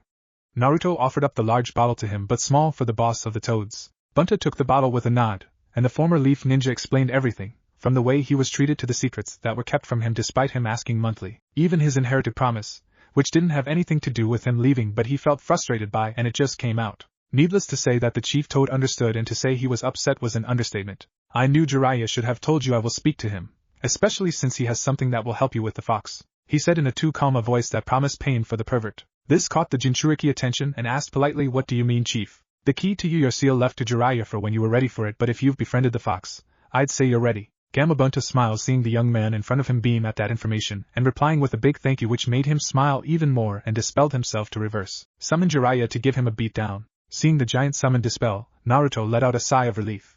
Judging from what was said, he was allowed to continue summoning the toads, which was a great relief to him. He felt everything would be alright, aside from worrying about when this kunoichi would show up and challenge him. With everything sorted, he went back to the house to relax for the rest of the day. Land of Waves. After the information dumped from his godfather, Naruto excused himself from everyone so that he could read his parents' wills. I am asked if he wanted her to come with in case he needed some comfort, but he declined to say he wanted to read alone, getting a sad nod from her, and made his way upstairs. Once in his room, he placed a privacy seal on the door and windows but allowed for the chakra to be detected by Jiraiya and Yugao if he was in trouble. He unsealed the wills and saw the blood seal on them, pulled a kunai, cut his thumb, channeled his chakra, and chose to read his mother's scroll first. To my darling baby boy, this is your mother, though I guess you knew that from the scroll, you know. I want you to know that I love you very much and have from the moment I found out that I was going to have you.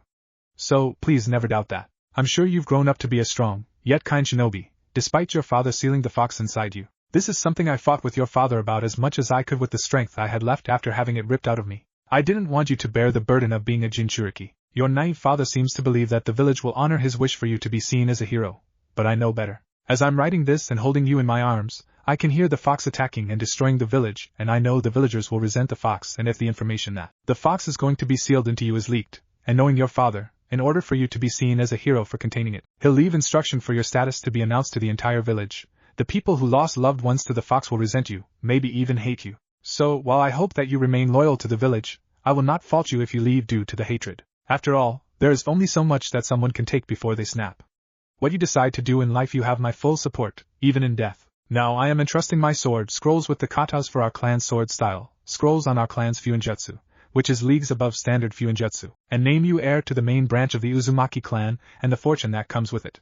I know that there must be others that survived, so if you do go searching for our family, know that we are known for our red hair and massive chakra reserves. It may be hard for them to believe that you are an Uzumaki, but blood seals will help with that.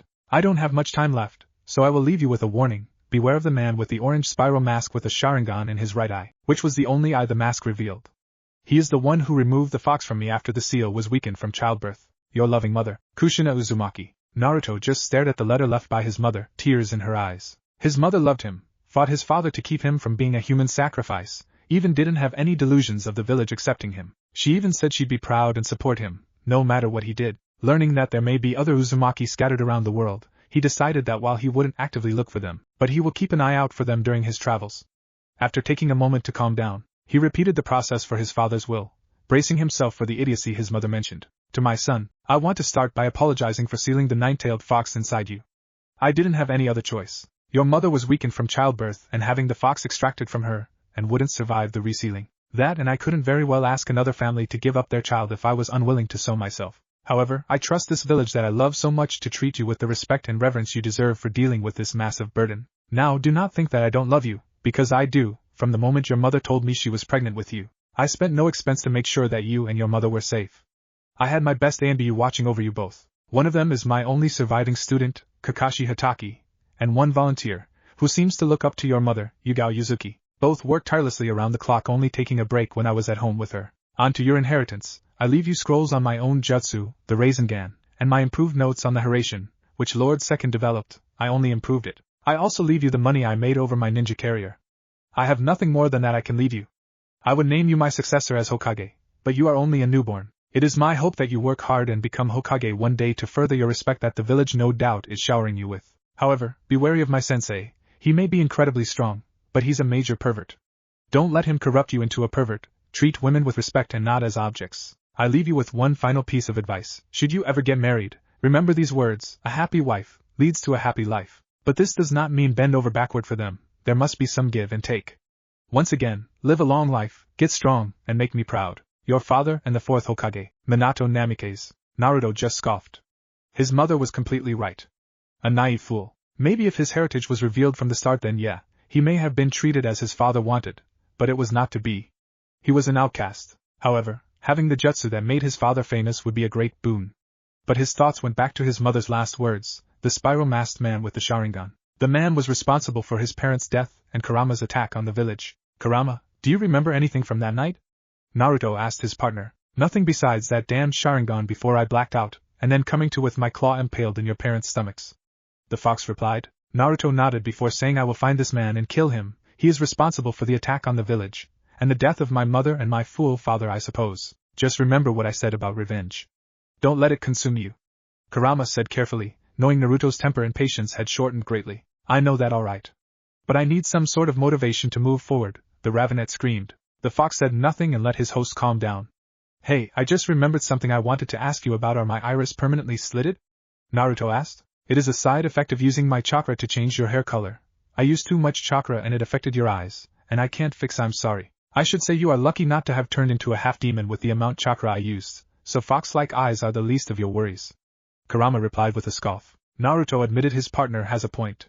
He could live with fox-like eyes instead of being a half-demon. Although it really didn't matter now. He didn't care what others thought of him. He had been called demon his entire life. Turning into a half-demon would have been bitter irony. Hey, do you know where the Uzumaki clan's village was? Because Mom said survivors, that means it was attacked and destroyed at one point. The former blonde asked. I am not sure. Both of my hosts before you have only been within the leaf. Maybe ask that perverted godfather of yours. The grumpy fox said before grumbling. I'm going back to sleep.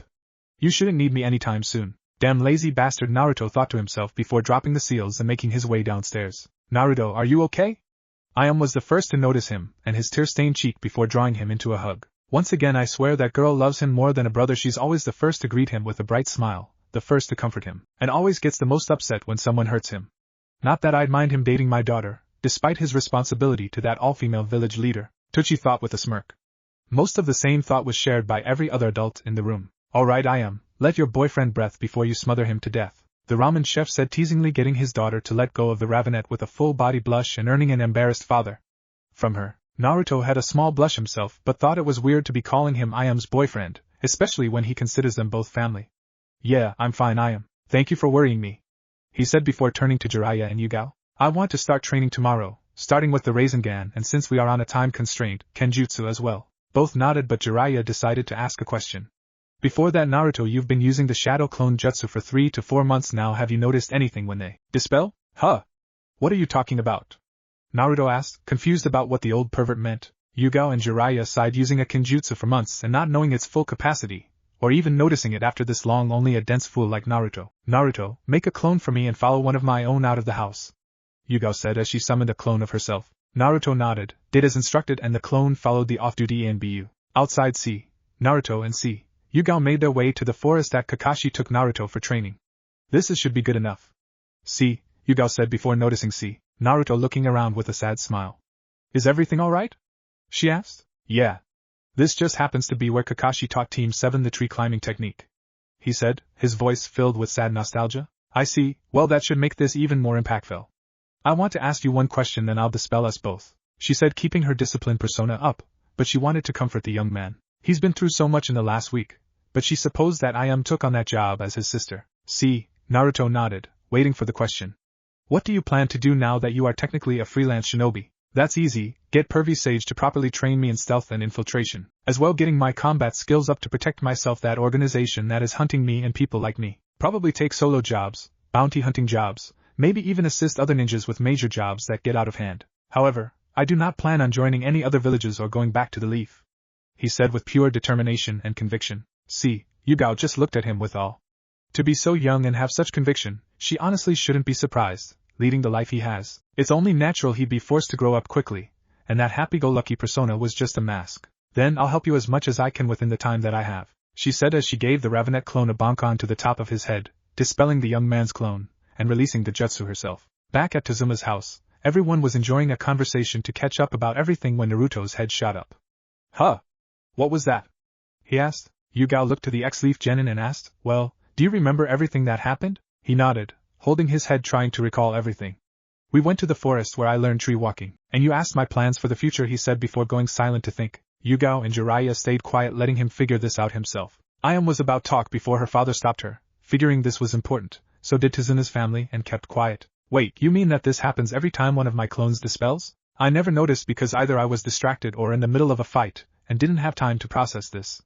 But what does this have to do with anything? He asked, clearly confused. Everyone, even the civilians, sighed, having figured it out. Naruto, think carefully. If you get the knowledge and experience that your clones do every time they pop, what would happen if you use that for training or espionage? Jiraiya asked. Naruto's eyes widened. Wait, you mean it can be used to speed up training? He realized but asked for confirmation. It could be used for that, yes. However, it's dangerous for normal people. Someone like Yugao or I can make what? 5 maybe 10 clones before getting exhausted? The Sannin asked while looking to the off-duty Anbu, who nodded. Even then we couldn't use it for training effectively, since chakra is divided evenly between each clone. So, we'd only be able to make 1 or 2 for training, speeding up our training by maybe 2 or 3 times. Whereas you, who can make literally 1,000 clones, as you did with that traitor Mizuki, could speed your training up drastically, like 200 to 300 times it would normally take. Yugao finished the explanation, leaving an awestruck Naruto and equally awestruck civilians. Then let's get started, Naruto said excitedly. Hold up, Naruto. While you get the information back from your clones, you still need to physical things, like bodybuilding or kenjutsu training yourself, Jiraiya said, trying to rein him before he gets too lost in his fantasy. Well, that kind of sucks, but I guess it makes sense. But what about muscle memory? Can I use it for that? He asked, trying to figure the finer details of his trump card. Jiraiya and Yugao look at each other before shrugging. I suppose? But if you're thinking of using it for your katas, I wouldn't. With muscle memory comes muscle growth. Speaking of which, we need to work on your diet. You can't be eating ramen breakfast, lunch, and dinner, the Sannin said, earning an alarmed look from the Ravenet. He's right, Naruto. As much as we appreciate you eating our ramen over the years, if you want to get stronger, you need a proper diet. That includes veggies, Ayam said, getting a nod of agreement from her father. Naruto sighed. Fine, doesn't mean I have to like it. Now we should discuss your training. Aside from the Rasengan, is there anything else you want to work on? His godfather asked. Well, kenjutsu obviously, and fuinjutsu. Oh, and Chief Toad said for you give me the key to my seal. Naruto listed off, ending off with a pointed look at Jiraiya, earning a flinch from the Toad Sage. Listen, Naruto, I don't think that's a good idea, Yugao said, only to interrupt it. You didn't read the letter yet, have you? Let me fill you in on something. I'm already friends with Kurama, aka the Nine-Tailed Fox. He hates being locked up. He's promised not to leave the seal, and will even work with me. I just need to open the seal, Naruto said, not being 100% honest, but they didn't know that he already tore off the paper seal within his mindscape. Alright, I'll give it to you tomorrow, Jiraiya said reluctantly before getting serious and continuing. However, Naruto, the most we can stay here and train is a week. We need to find Tsunade and convince her to be the 5th Hokage before the elder get impatient and appoint Danzo, which is bad news not just for Konoha, but all the elemental nations. Danzo is a man that lives for war. In his mind, Konoha should be the strongest village and will stop at nothing to make it happen. He also believes that ninjas should be soulless and emotionless, that emotions get in the way of getting what needs to be done. Naruto just shrugs. What happens back at Konoha is not my problem anymore, and before anyone interrupts me, I will help you find Tsunade, but I will not help you convince her to go back. That would be hypocritical of me since I have no intention of going back, as my clone said to Yugao in the forest. Jiraiya just sighed. He had been hoping Naruto would be able to convince Tsunade to become Hokage, but he guessed that was a long shot. But then he realized he didn't know what their clones did talk about. What exactly was said between you two, by the way? I think that should be shared with all present. He asked. Yugao nodded in agreement but looked to Naruto for confirmation. All she got was an exasperated sigh and a shrug of his shoulders suggesting he didn't care. She sighed herself, hoping for more of a definitive answer, but went ahead and told everyone that Naruto's clone said to hers. To say that everyone but Yugao and Naruto were shocked would be an understatement. You want to learn proper espionage on top of everything else, and all while taking solo jobs, bounty hunting or otherwise, as well as assisting other villages with major jobs. How much thought have you put into this before leaving the village? Because it's clear you've been thinking about this for a lot longer than the few days since you left, Jiraiya asked, shock clear in his voice. That's right. I do want to learn all that. As for how long I've been considering all of this, it's probably been on the back of my mind for a long time, maybe even most of my life, but it's come to the forefront of my mind ever since I met Haku, and then, even more, when I was introduced to you for the first time, pervy sage. You're so strong and yet you're hardly in the village at all. That's the life I want to live, one of freedom without being tied down, Naruto said with the same determination and resolve as his clone before getting sullen, and continuing to say, but I guess being free isn't meant to be. What with me being practically engaged to this leader from that all-female village, Naruto said, looking at her brother figure with admiration and a faint blush on her cheeks. Haha. I like your spirit, kid. Alright, I'll teach you everything I know. I just hope you're ready for the pain, cause the espionage training isn't going to be easy. But first, let's focus on your Rasengan and Kenjutsu training as well as work on that abysmal chakra control of yours. Jiraiya chuckled. Alright, before any training is done, I think we should all get some rest. It's been an emotional day for all of us, even if some of us are bystanders in the whole affair. But not before some food. Would you help me in the kitchen, please? I'd like to talk to you about something. Tsunade asked, hinting at something more. I'm sure. The girl answered nervously, catching the hidden meaning, and made her way to the kitchen with the older woman. In the kitchen, Tsunade started with supper, trying to create enough noise to inhibit Naruto's sensitive hearing. So, young lady, you care for Naruto more than just a brother, don't you? She asked the ramen apprentice without looking back, already knowing the answer. What do you mean? Yes, I've known him all his life, have treated his wounds on occasion, and even listened to him when he needed someone to talk to. But even if I did love him that way, I can't have him, as he said. He's practically engaged, not to mention it was him who started calling me sister. I doubt he feels the same way. Said, starting off embarrassed at being caught, but ended in a dejected tone, showing her depression. I see. Well, don't get too downtrodden. Even if he's practically engaged, it's not set in stone. If I understand what Jiraiya said, Naruto and this girl still must fight. Even should he win, I have a feeling that Naruto won't accept it unless this girl is a real looker. So keep hope, there is still a chance, the older woman said, trying to comfort her. Thanks, but even if I did get to be with him, I'd need help. I'm certain that his stamina translates into the bedroom. Said with a full-body blush. Oh my, I didn't know you wanted him that much, and I'm sure you're right. Tsunade chuckled with the same blush of her own. Anyway, let's finish up. I know Naruto doesn't like to be kept waiting when it comes to food. Oh, trust me, I know that better than anyone. He complains about the 3 minutes it takes for instant ramen. The younger girl chuckled. Back in the living room, Tazuna and Jiraiya were enjoying some booze while Naruto and Inari laid back waiting for the food. Only Naruto had a blush on his face, having overheard and Tsunade despite their attempts to drown out their conversation. Loves me? He asked himself, not believing that anyone could love him that way on their own accord. He didn't know what to think about it. He always thought of her as a sister, his best friend, the one person he could always count on to be there for him. Hey Kurama, are you awake? He asked his partner. As much as I wish I wasn't, yes, I'm awake and know what you want to ask, but it's up to you to decide what you do with this information. I will say one thing though, she's right about one thing, you'll need multiple mates to satisfy you. Kurama said as monotone as always, not helping. Naruto thought, his blush spreading to the rest of his body. The only response he got was a dark chuckle from the fox within. Damn furball. 6 days later, abusing the secret of his clones, Naruto mastered the Rasengan within 2 days and be able to do it one-handed. The rest of the time he spent working on his Kenjutsu with clones, studying and practicing Fuinjutsu. He was surprised that he took to seals like a fish to water. Jiraiya was amazed, but then he remembered what Uzumakis were known for and what the reason for 3 villages teaming up to destroy their island. His chakra control also greatly increased thanks to the Rasengan training and his continued water-walking dueling. Now, in the forest, 200 clones were all studying advanced level Fuinjutsu scrolls while he, himself, was practicing the katas from his mother's scroll. Yugao was close by, watching his form, ready to correct any mistakes. Jiraiya, however, was not in town now. He was off meeting one of his contacts in hopes they have some information on Tsunade's location. He had told them he'd be back tomorrow so that they may head out and begin the physical search, but with any luck, the informant will have her location, and all they need to do is make haste to her location and try to convince her to go back to Konoha as the 5th Hokage. Alright, Naruto starts dispelling your clones, it's getting late. You know how I am and Tsunami get if we aren't back by supper time, Yugao said, looking at the position of the sun. Naruto nodded and put away the practice sword Yugao bought him and dispelled his clone in groups of 5. Alright, sensei. Go on ahead, I need to meditate and sort through all this information. Tell them I'll be there soon, he said and sat down with his legs crossed. She sighs and nods. Just don't be too long. Remember, tomorrow we're leaving to look for Tsunade. You'll want to be well rested, she says as she heads off to the house. So Kurama, how close do you think I'm getting to being able to start training in the Hiraishin? He asked the grumpy fox within. Not for a long time, brat. It's not just Fuinjutsu, you need to learn space-time theory, work on your physical strength and speed. It could be years yet. Kurama growled. All he wanted was to get some sleep and for this damn gate to be reopened and opened properly. Maybe even get his host to change up the scenery in his mindscape. Alright, geez, I'll open the gate once Jiraiya takes Tsunade back to Konoha. After all, he knows I will not be going back there at all. Which reminds me, I need that pervert to teach me how to summon messenger toads to keep in contact with those I care about while I'm on the move. The Ravenet promised the fox while reminding him of the promise he made to Irika to keep in contact. Not getting a response from his tenant, Naruto got up and made his way back to Tsunami's place. I'm back, he called out. Welcome back. Go wash up, supper will be ready soon. I received word that your godfather will be back by nightfall, Tsunami said from the kitchen. Thanks. Supper smells wonderful as always, by the way, he said before he made his way to the bathroom to have a shower. After a quiet dinner, there was a knock at the door. Huh? Who could that be?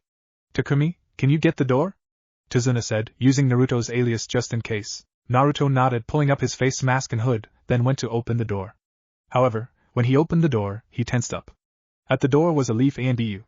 Can I help you, sir? He asked, trying to be polite as possible. Is Jiraiya of the Sannin here? I've been sent with a message from the elders. The Umbu with a tiger mask. No, sir, but he will be back by nightfall if you'd like to leave the message here? Naruto asked as Yugao walked up to the door, sensing her student's nervousness. Tiger? It's not like you to accept messenger duty, she said curiously. So this is where you disappeared to. The commander wasn't happy with your sudden leave of absence, he said, disdaining his voice but before turning to masked youth. As for your inquiry, young man, I was instructed to give this message to Jiraiya personally. Naruto had to keep himself from growling, hearing the disdain when talking to his sensei. Let me ask the man of the house if he's alright with allowing you to wait. No need to fetch me Takumi. I would have to ask you to wait at the tavern, Mr. Umbu. The people of Wave have heard of the celebration of our village hero's death, and as the mayor, I can say we are not pleased, Tsunade said sternly. And if you need to ask who that hero is, the bridge you crossed was named after him. TCH, very well. I will wait there as requested. Please tell Jiraiya to meet me there as soon as he arrives. I don't want to be in this tainted backwater village any longer than I have to. Tiger spat as he walked away. It was indeed true that Jiraiya received word from Irika that most of Konoha were celebrating Naruto's death, namely the civilian population. The shinobi clans and rookies did not appreciate it, especially the Hyuga clan, namely due to Hinata's mental and physical health declining daily. It is like she lost her will to live.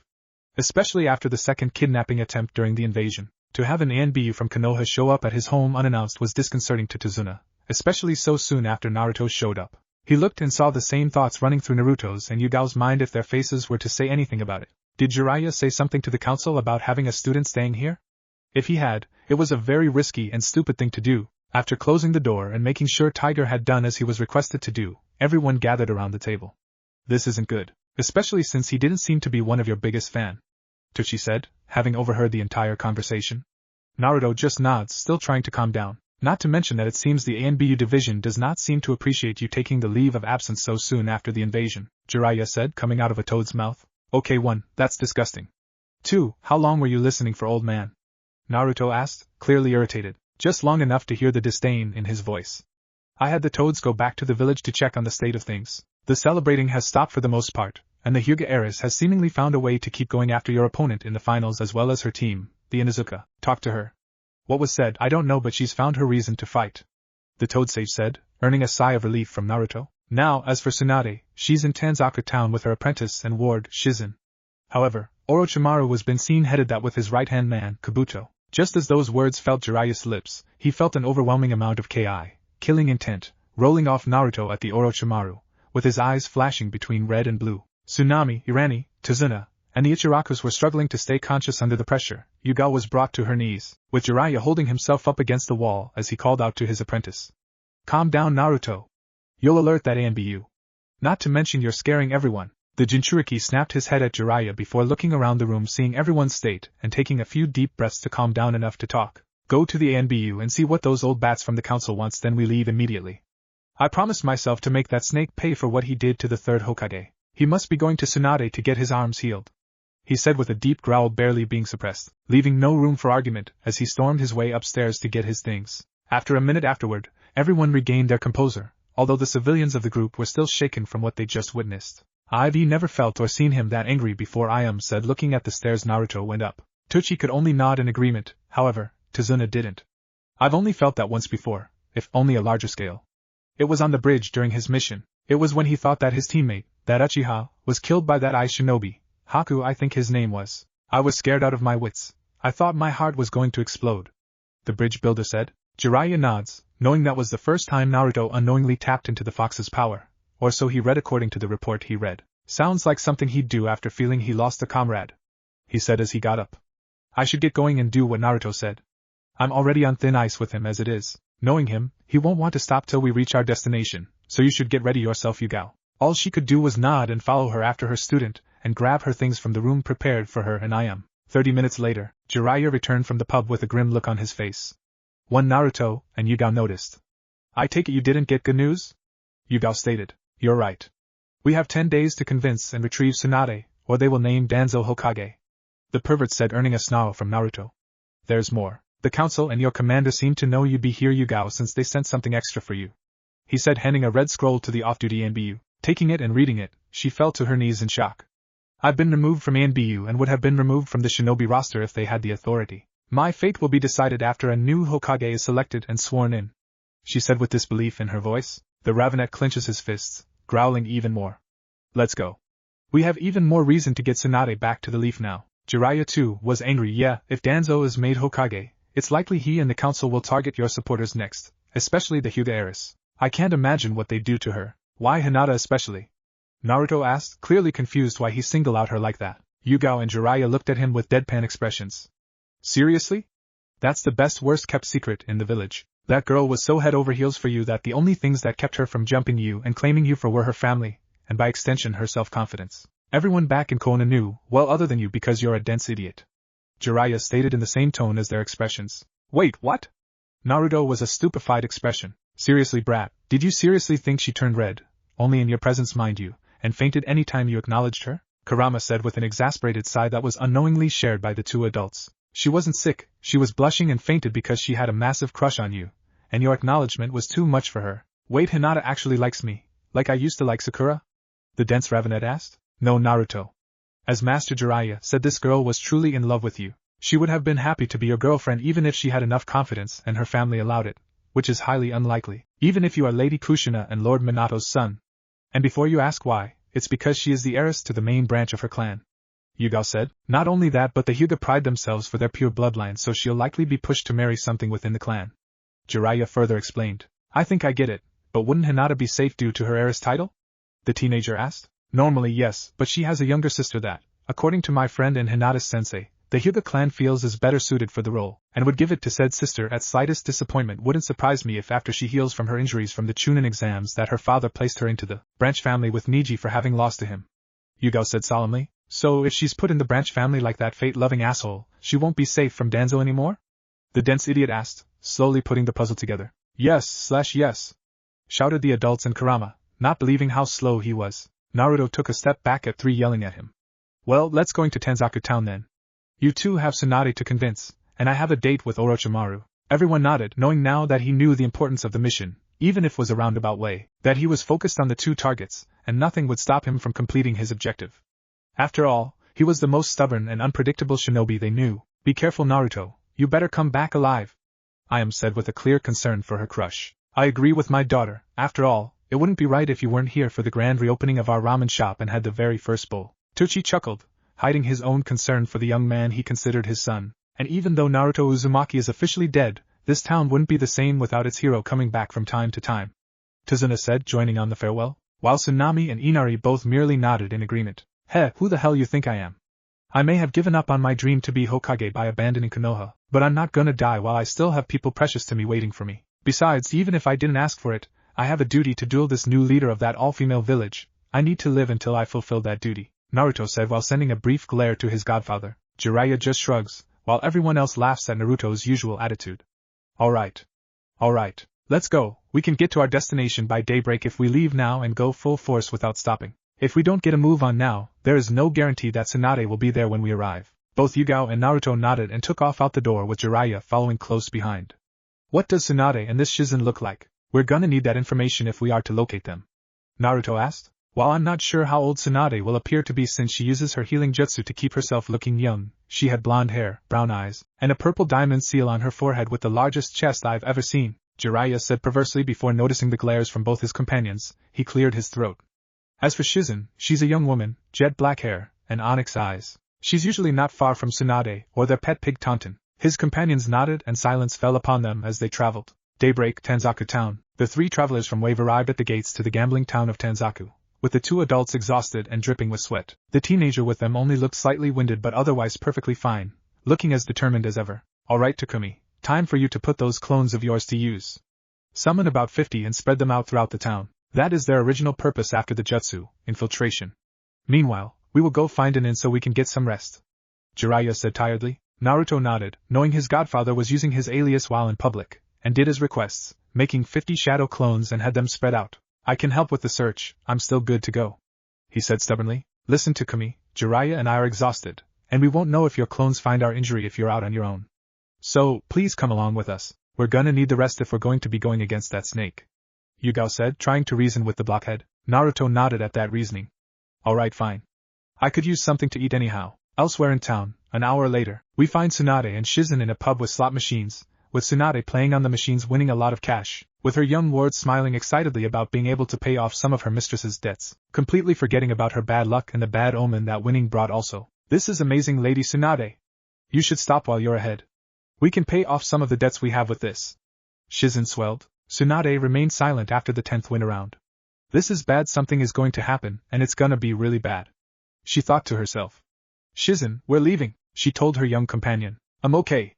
The Ravenet said nervously, following the older blonde out of the pub, only for a Ravenet with red streaks to run into them. Hey, watch it.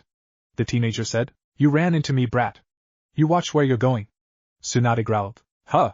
See, Naruto said, now getting a close look at who he ran into. Heh. I apologize, but can I ask for your names? I'm Takumi. I am sorry for bumping into you. Why do you want to know, brat? Tsunade said, putting her guard up. Lady Tsunade. You're being rude. Shizune said in a hushed tone before addressing the young man before her. I'm Shizune, nice to meet you, Takumi. See, Naruto smirked subtlety. Gotcha. The pleasure is mine, Shizune. He said with a gentleman-like a bow. What do you want, kid? We're busy. Tsunade said, clearly not trusting Takumi. This kid thinks he can fool me? This is clearly a shadow clone. Someone is looking for us and using this kid to do it. Tsunade thought. Oh, I'd just like to escort you ladies, as payment for running into you, Takumi said, hiding his nervousness, having seen the look from Tsunade, meaning she caught on that he was a clone. You can drop the act, brat, tell whoever sent you to leave me alone, or they will regret it, Tsunade said before she flicked the clone's forehead. Shizune spoke up when the boy in front of her disappeared in a puff of smoke. A shadow clone? Shizune realized. Who do you think is after us? I don't know, but if I had to guess, it's either the Leaf or Orochimaru. Debt collectors wouldn't hire a shinobi, they're too expensive for their wallets.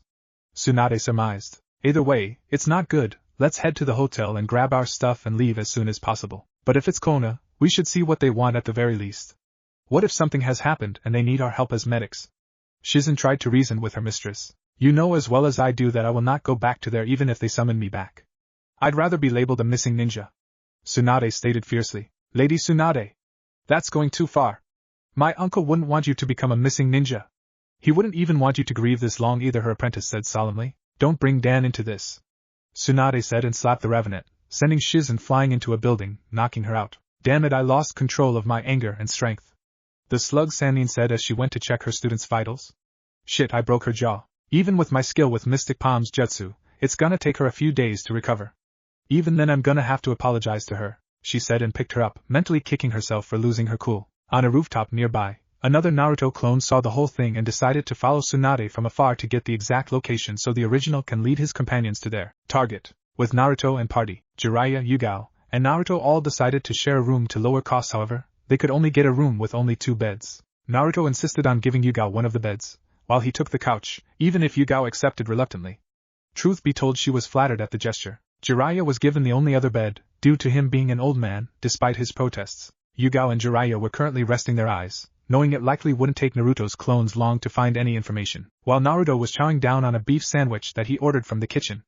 Found them, Naruto said, feeling the headache from his clone dispelling, and Tsunade knew she was talking to a clone. Both adults opened their eyes and asked him what happened. After telling them what happened and that he had his clone go in pairs, they decided to rest more and wait for an exact location. What should we do though? Tsunade threatened Takumi's clone. Yugao asked. We have our mission. We need to talk to her and try to convince her to come back to the village, or we can kiss our days of peace will be over, war will reign, shinobi will become nothing more than machines, and women will be used as breeding stock. Not to mention that your carrier is on the line, and the first place Danzo would target would be waived for retracting their trade agreement they had with Konoha over them celebrating Naruto's death. We have a lot riding on this mission, Jiraiya said sternly. I'm starting like this Danzo even less and less. I'm half a mind to go back with you and kill this fossil myself, Naruto said, trying to contain his anger, his eyes flashing between red and blue. As amusing as that would be, Danzo has his own task force. Even if he denies it, that protects him from all threats. Even if you were to get past them, you'd be put at the top of the most wanted list and hunted for the rest of your life. Even you made it out of the village alive, Yugao said, speaking as now former ANBU. Naruto just shrugged and went back to his sandwich while Jiraiya looked at his apprentice with worry that he would mention taking life so casually. He decided to keep an eye on him and make sure he wouldn't go too far down the road of darkness. Suddenly Naruto tensed and said darkly, he's here. One of my clones spotted Orochimaru enter through the east gate and headed for that castle. I see, so things are about to get interesting. Let's wait and see what happens. We don't enough of what's going on, Jiraiya said, already knowing Naruto would protest. Fine, but the second that snake tries to make contact with Tsunade, we move in and make him pay for killing the third Hokage, Naruto said in a huff, then holds his head again. Speaking of, I know where her hotel is. Seems something happened that caused Tsunade to lose her temper and slap Shizune, throwing her in a wall and breaking her jaw. Damn, must have been something serious for her to hit Shizune. She considers that girl her own daughter, even if she may not show it. Jiraiya frowned before continuing. Let's go. While now may not be the best time to talk to her, she's going to need our help, especially since she'll be treating Shizune and at a disadvantage. She wouldn't risk any more harm befalling her apprentice. Naruto just nods. Hurry up, I'm done sitting around, he said, making his way to do the door with making his senseis following behind quickly. At Tsunade's hotel, Tsunade was hunkered over Shizune, using the Misty Palm Jutsu to heal her jaw, feeling horrible for losing her temper. She knew that her fallen lover was a sensitive subject, but she thought she had gotten over his death enough not to lose her cool like that. But apparently, she was mistaken. I promise, I'll make this up to you, Shizune, she said, her voice full of regret before she heard a knock at the door. Who is it? I'm busy, she said irately. Tsunade, it's Jiraiya, mind if I come in? The Toad Sage said through the door. Jiraiya? How did you find me? The Slug Princess asked. I believe you ran into my new student earlier today, Jiraiya stated. Student? That shadow clone brat. She realized. I'm out here too, you know, Naruto shouted, then covering his mouth after his verbal tick came out. Damn it. That always comes out when I'm worked up. And I'm not a brat, so that's how you found me. He had more than one clone out there. Fine. Come in. I can't open the door right now, the older blonde said. Please forgive us for intruding, Lady Tsunade, but we are here on urgent business, Yugao said as they entered the room. And who are you? Judging from your attire, I'd say you're an ANBU from Konoha, Tsunade said, putting her guard up, but never once losing her focus on Shizune. Former, sadly. I'm Yugao Yuzuki. I was recently removed from my position in ANBU for part of the reason we've come to find you, ma'am, the former ANBU said, trying to keep her professionalism. Alright, so what is that you want? Tsunade said, finished her treatment of her ward's jaw. Getting straight to the point, huh? Very well. Tsunade, I've been sent by the old buzzards on the council to bring you back to the village to be the 5th Hokage. Hiruzen-sensei was killed when Orochimaru used the Chunin exams to have Suna and his new village, Oto, to attack the leaf. Jiraiya started to explain before Tsunade interrupted him. That snake killed sensei? She asked with a growl. Yes, but not before he sealed Orochimaru's arms, taking away his ability to jutsu, Jiraiya stated, getting a nod from his former teammate. Now, I know this is going to sound like I am trying to coerce you into coming back with me and Yugao, but if you don't come back and take the hat, Konoha as you know it will die. Danzo will take this opportunity to take control and destroy the belief that your grandfather built the village upon, the will of fire. Naruto growls. Not only that, but if what I heard about this bastard, war will return to the elemental nations, and shinobi will be turned into mindless, emotionalness, drones. Tsunade remained silent, thinking things over. Give me one good reason why I should go back to the village, where there is nothing but horrible memories and regret. Besides, being Hokage is a fool's job. Hiruzen-sensei got lucky and lived a long life, but all the others, my grandfather included, died at a young age. Being Hokage is a death sentence. Tsunade coldly? Naruto growled. You would disrespect the Hokages of your village, your own grandfather, knowing that they died protecting the populace of the village from threats that would have otherwise reduced it to ruin. Takumi, calm down. Jiraiya said sternly, then turning to the slug Sanin. As for a good reason, other than what my apprentice has said, what about Danzo not having any qualms about labeling you and Shizune missing ninjas, or turning every shinobi with a bloodline, regardless of gender, into breeding stock, regardless if they are from the village or not? If I might be selfish in throwing in a personal reason, I would be stripped out of my status as a kunoichi could be revoked. You see, I requested a leave of absence due to my fiancé being killed during the exams. I needed time to grieve, despite the village being in shambles. Yugao put forth her reasons. I can understand needing time to grieve, but why did you leave the village? Why are you here? Tsunade asked. I left because I overheard Jiraiya's apprentice needed a kenjutsu teacher, and Hate, my fiancé, would have wanted me to pass on what I know, so I accompanied him to where Takumi was staying. She explained, being as vague as possible, earning a discreet, appreciative nod from the young man in the room. Tsunade nodded, accepting her vague answer. There is another reason we are here. Orochimaru has been sighted within this village, and we have reason to believe he's here to convince you to heal his arms, Jiraiya said sternly. And what's in it for you, aside from bringing me back to somewhere I never wanted to return to warn me about my ex-teammate's intentions? She asks, looking at all the angles. Payback. Naruto growls, trying to keep his anger in check. He killed someone precious to me. I intend to make him pay. Takumi. Jiraiya scolded. It was my intention to give you a heads up, and possibly team up with you, finally put that snake behind bars, or in the ground, should arrest not be possible. Tsunade nodded. Taking down Orochimaru for Hiruzen did sound appealing, but she was curious about the masked teen in the room. Before I give you my decision, I've been meaning to ask who this Takumi was it? She paused, getting a nod from everyone else in the room. Who is he? Why is his face covered? And why does he want to avenge Sensei? This shocked the adults, even if they tried to hide it well. Naruto, on the other hand, simply asked, who said the third Hokage was the one he took from me? He's killed thousands of people for his experiments, after all. That's true, but how angry you got when I said being Hokage was a fool's job, and your obvious hatred for Orochimaru. I can assume you were close to him, though to what extent, I do not know, but the timing is too convenient. The slug princess countered. You want to know who I am? Naruto growled, his eyes flashing between red and blue, while Tsunade nods while Jiraiya and Yugao simply watch, knowing they couldn't stop him without raising more suspicion. You're the granddaughter of the first Hokage, Hashirama Senju, and Mito Uzumaki, meaning you're at least a quarter Uzumaki, so you should recognize this blade, he said, unsealing his mother's sword. Benihime Tsunade gasped. How do you have this sword? Enough beating about the bush. Who are you? She demanded. Naruto pulled on his mask, revealing his fox-like whiskers. I am the son of Kushina Uzumaki, and begrudgingly, the naive fool, Minato Namikaze. I left the leaf after learning that Hiruzen kept the truth of who my parents were from me, despite me asking constantly once a month since I was old enough to talk, making me wonder if I was loved, or if I was abandoned. Do you have any idea what does to a kid?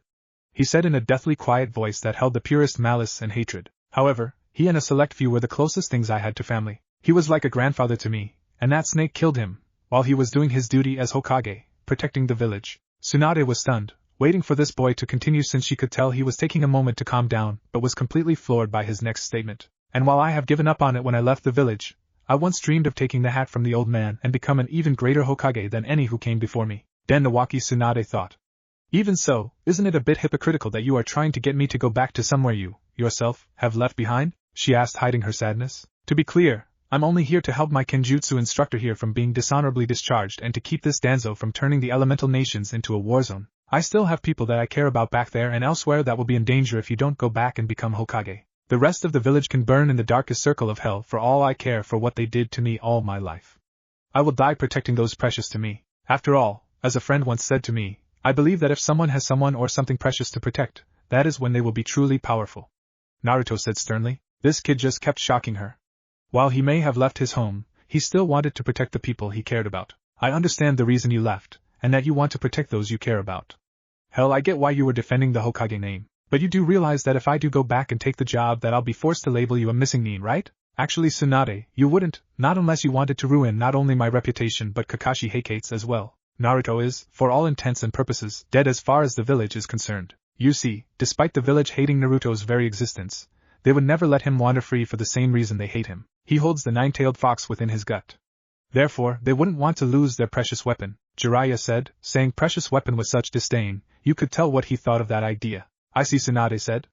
I assume it's the council that saw him as a weapon, and the civilians saw him as the fox itself? She asked, only to feel unfathomable ki, and to her surprise, it was coming from the Jinchuriki in the room. Don't mention that again. Naruto said in a deathly quiet, demonic voice that promised pain if pushed anymore. Enough games. Give us your answer. You've given us the runaround since we stepped through that door. Will you go back to the Leaf and help us fight Orochimaru, or are you sit back and let Danzo take control, destroy what Konoha is supposed to stand for, and be labeled a missing nin along with your apprentice there? He said, his patience has run out. Naruto, calm down. Jiraiya said before Naruto snapped to look at him. Stay out of this. I don't care if you have the biggest hard-on for her or not. She's been dodging giving us an answer, while we've been honest. I've even put my neck and my freedom on the line in order to try and do your job to convince her to go back before the council gives Danzo the hat, and everything goes to hell. Naruto retaliates. Jiraiya flinches, with Yugao flinching as well, knowing her student was right. They needed an answer. Especially with Orochimaru likely looking for her right this moment. Taking a deep breath to calm his anger, and stopping the flow of Kurama's chakra, he returns to looking at the slug Sanin. Well? Was all he said. She just stood there, shocked that some kid, young enough to be her grandson, who reminded her of her deceased lover and her brother, despite his rough and callous attitude towards her right this moment. She knew that he was right as well. She was buying time hoping Shizune would wake up and talk it over with her. I'll help you fight the snake, but I need to discuss going back with Shizune when she wakes up. That involves her too, and I won't make the decision for her, Tsunade said firmly, getting a nod from Naruto and a sigh of relief from his companions. That's fair. Oh, and before you ask, I used to be a blonde before I had the fox change my hair color, and Takumi is the alias I am using to keep the illusion that Naruto Uzumaki died defending civilians during Orochimaru's invasion. So I hope you know that I'm putting my trust in you to keep that secret, regardless of what choice you make, Naruto said, making his way to the door. Let's go. Wait.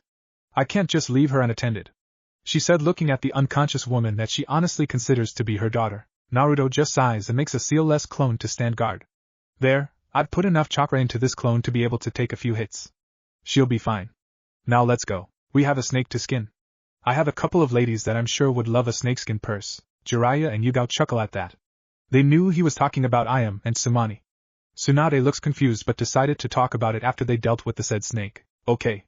Let's go. Alright Takumi, no charging in when we confront Orochimaru, and don't try to use your inner power. It will give you away and that snake wouldn't hesitate to use that information against you, Jiraiya said as they ran towards the last location that Naruto's clone spotted the snake Sanin. I know that you know. Just don't stop me if I get the chance to end him, Naruto growled, trying to keep his temper under control, Benihime on his hip while glancing at a still hesitant, but battle-ready Tsunade. Jiraiya just sighs. I hope he doesn't take his first life today. I hope he's ready to use that sword in actual combat. I noticed the blade is made of weird chakra metal. I wonder, Yugao thought, questioning the blade. On the other side of town, you're sure that Tsunade is here, and hasn't fled town yet, Kabuto? Orochimaru hissed out in pain, his sealed arms causing constant pain and agony. Yes, Lord Orochimaru, according to our contacts, she should be either at the gambling halls or a hotel, which is run by one of them. We should check there first. However, we should be cautious. I heard that Jiraiya was heading this way with a former ANBU and a new student. The bisected silver-haired young man informed and advised. So, the Leaf is trying to bring her back to the village. How intriguing. Orochimaru thought before nodding to his right-hand man. Very well, let us make our way to this informant of yours. Before they walked too far, the snake Sanin noticed multiple, similar, chakra signatures, one he felt before but couldn't place. However, he did signal to Kabuto they were being watched. The young medic also noticed and knew who this chakra signature belongs to, but thought it impossible if his intel was correct. My lord, this presence shouldn't exist, not if my intel is correct. He should be dead, the spy whispered.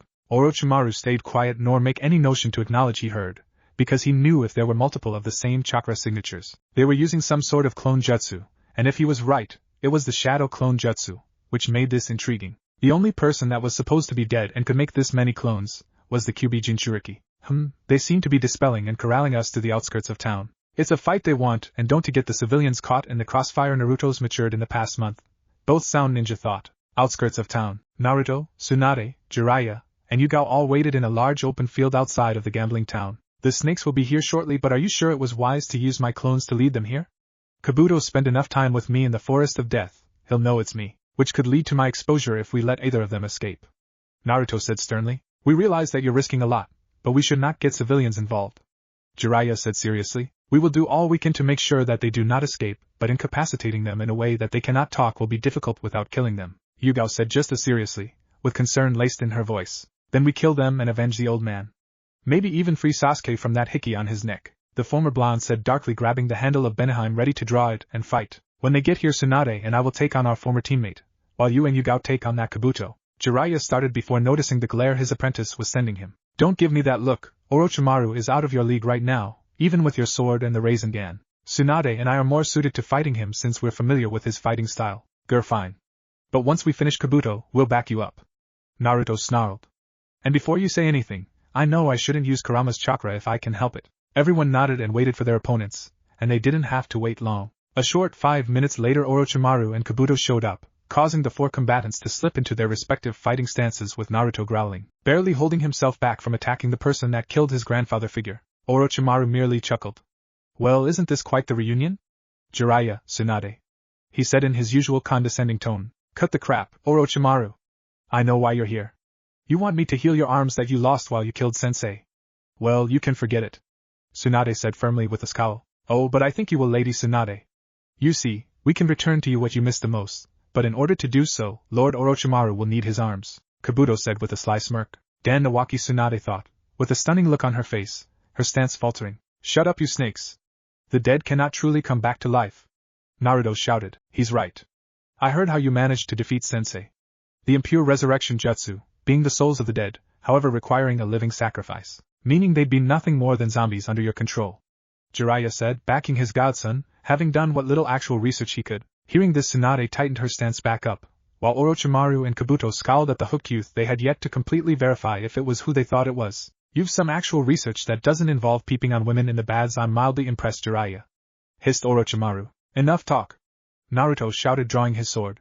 Today, the world will be rid of two scum of the earth, and I get the massive bounty for your heads. Well, it's been quite some time since I've seen that sword, and one I have sought since its previous master died so tragically that night 13 years ago. Naruto the snake, Sanin said, testing his theory. And the only way you're even touching this word is when I cut you with it. The former genin shouted, barely holding himself back from charging in. Calm down a little, Naruto. You won't be able to fight clearly if you're blinded with rage, Kurama said, attempting to bring his host's temper down to a simmer at the very least, nodding slowly and taking a deep breath to calm himself. Thank you, Kabuto. You take care of our young friend and the young lady with them. I'll take on my former teammates. Before that, do it, Orochimaru ordered. Kabuto, knowing what that meant, rolled up his master's sleeves, revealing the purplish, bloody arm and rubbing the blood from the right arm over the snake summoning seal on the left. Seeing this, Tsunade fought her hemophobia back while biting her thumb, running through the hand signs to summon Katsuya, while Jiraiya was right there with her about to summon Gamabunta. Summoning jutsu. All three Sanin shouted at the same time, making the three boss summons to appear. Orochimaru. What is the meaning of this? Manda, the snake boss, hissed. I told you not to summon me unless you had 100 human sacrifices ready for me. Our apologies, Lord Manda. We will have double ready for next time. Right now, we require your assistance, Kabuto said in the humblest tone he could muster, knowing how volatile this boss could be while trying to turn Manda's attention to his two rivals. Jiraiya, what's going on? Why have you? Gamabunta stated to ask before he noticed Orochimaru and Manda, understanding. I see time to get me a snakeskin wallet. Lady Tsunade, how may I be of assistance? The ever-polite boss of the slugs, Katsuya asked. It's time to settle the past, Katsuya. The slug, Sanin said, earning a subtle nod from the giant slug underneath her. Off to the side, Yugao was in awe. The triple dreadlock. I never thought I'd have the honor of seeing this. As impressive as this is, Sensei, we don't have that luxury right now, Naruto said, locking eyes with Kabuto. Regaining her senses, she drew her sword and stared down the man that was partly responsible for her fiancé's death. Right was all she said. It's been about a month, hasn't it, Naruto? Since the Forest of Death? You've certainly changed since then, Kabuto sneered. Learning secrets that were kept from you all your life will do that to you, Naruto said coldly. What could he mean? What secrets? Kabuto thought but shook his head and said to the former blonde, doesn't matter, because once word gets out that you are still alive, you will be hunted by ANBU hunter ninja, taken back to the village and killed after having the foxes resealed into someone else. All the more reason to kill you and your gay, pedophile master, Naruto taunted with a smirk, watching Kabuto get angry.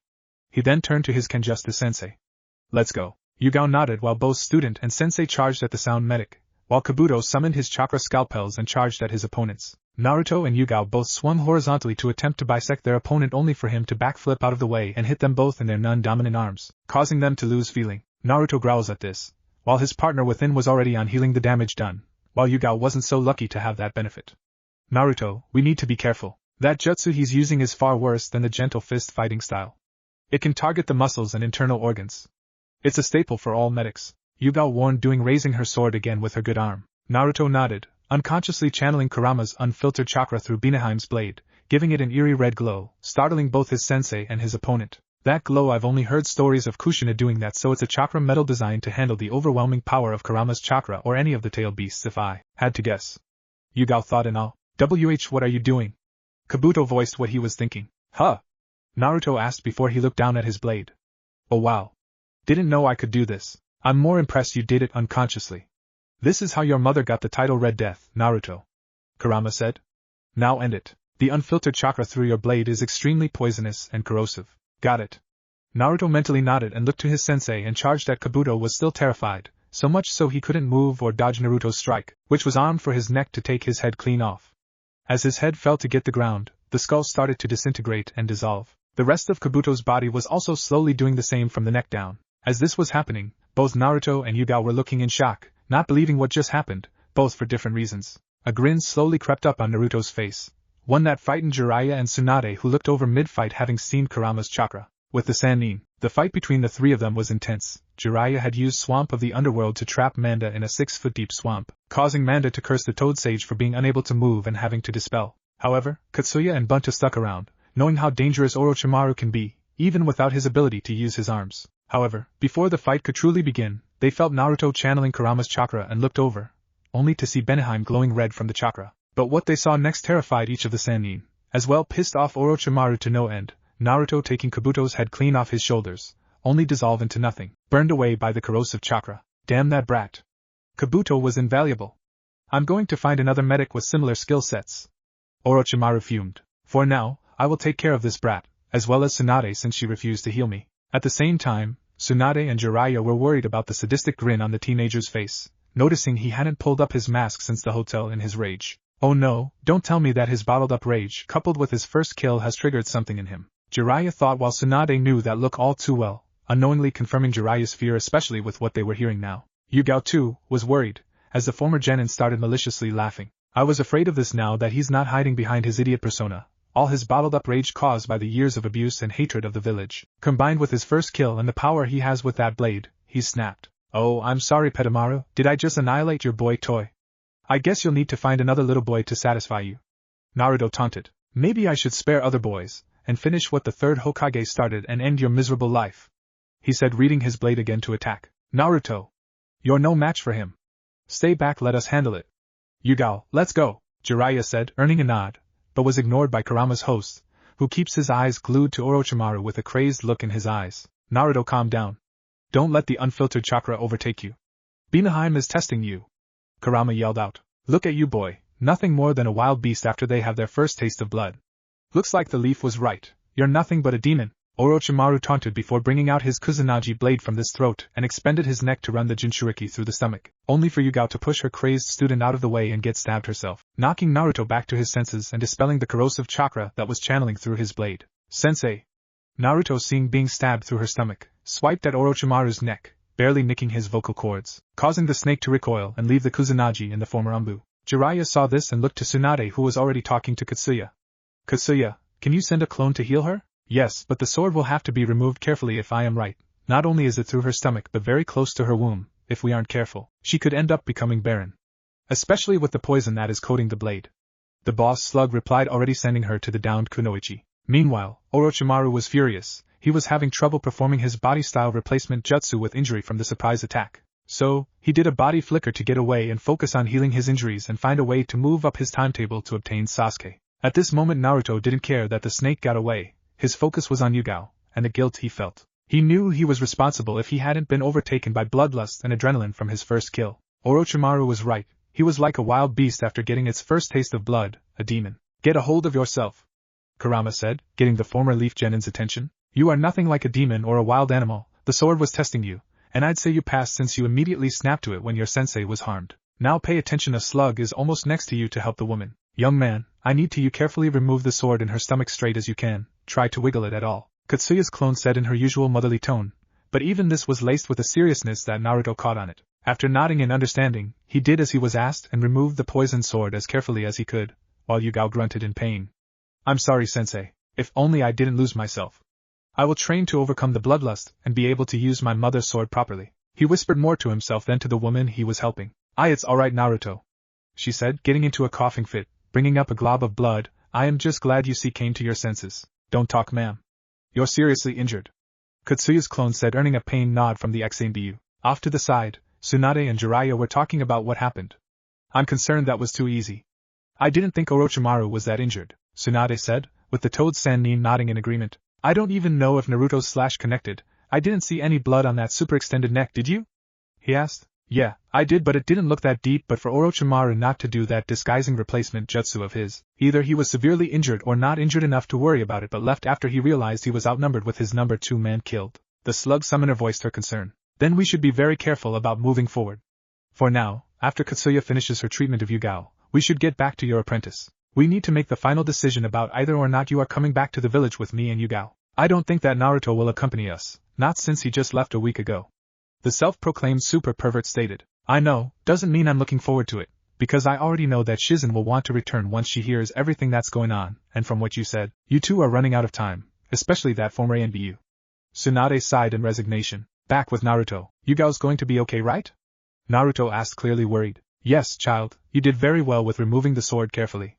Now please let me concentrate, Katsuya said, trying to be polite, but even with her patience, the former blonde was really grating on her nerves. In truth, it was heartwarming to hear that the teenager was so worried about his sensei. Naruto merely mumbled an apology, and gazed at the kusanagi that Orochimaru left behind. I think I'll give his to Yugao as a gift, or maybe keep it, and save it as a gift for when I meet that female ninja leader chick. Oh yes, give the girl who you have to fight for her hand in marriage an extremely poisonous and rare sword for her to kill you with. That's one hell of an introduction gift, Kurama chastised. Oh shut it, I wouldn't give it to her before the fight obviously. Kushina's son rebuked, feeling rather offended that his partner thought so little of him that he didn't think ahead with the gift. It was then that the 2 remaining Sannin walked up. Tsunade was the one who spoke up. How's the treatment coming along? We need to get back to the inn and check on Shizune. I'm almost done with what I can do, however, she will need to take it easy for a while, Katsuya said, noticing that both Gamabunta and her larger portion returned home. All the 3 nodded, although the last thing Naruto was thinking about training now.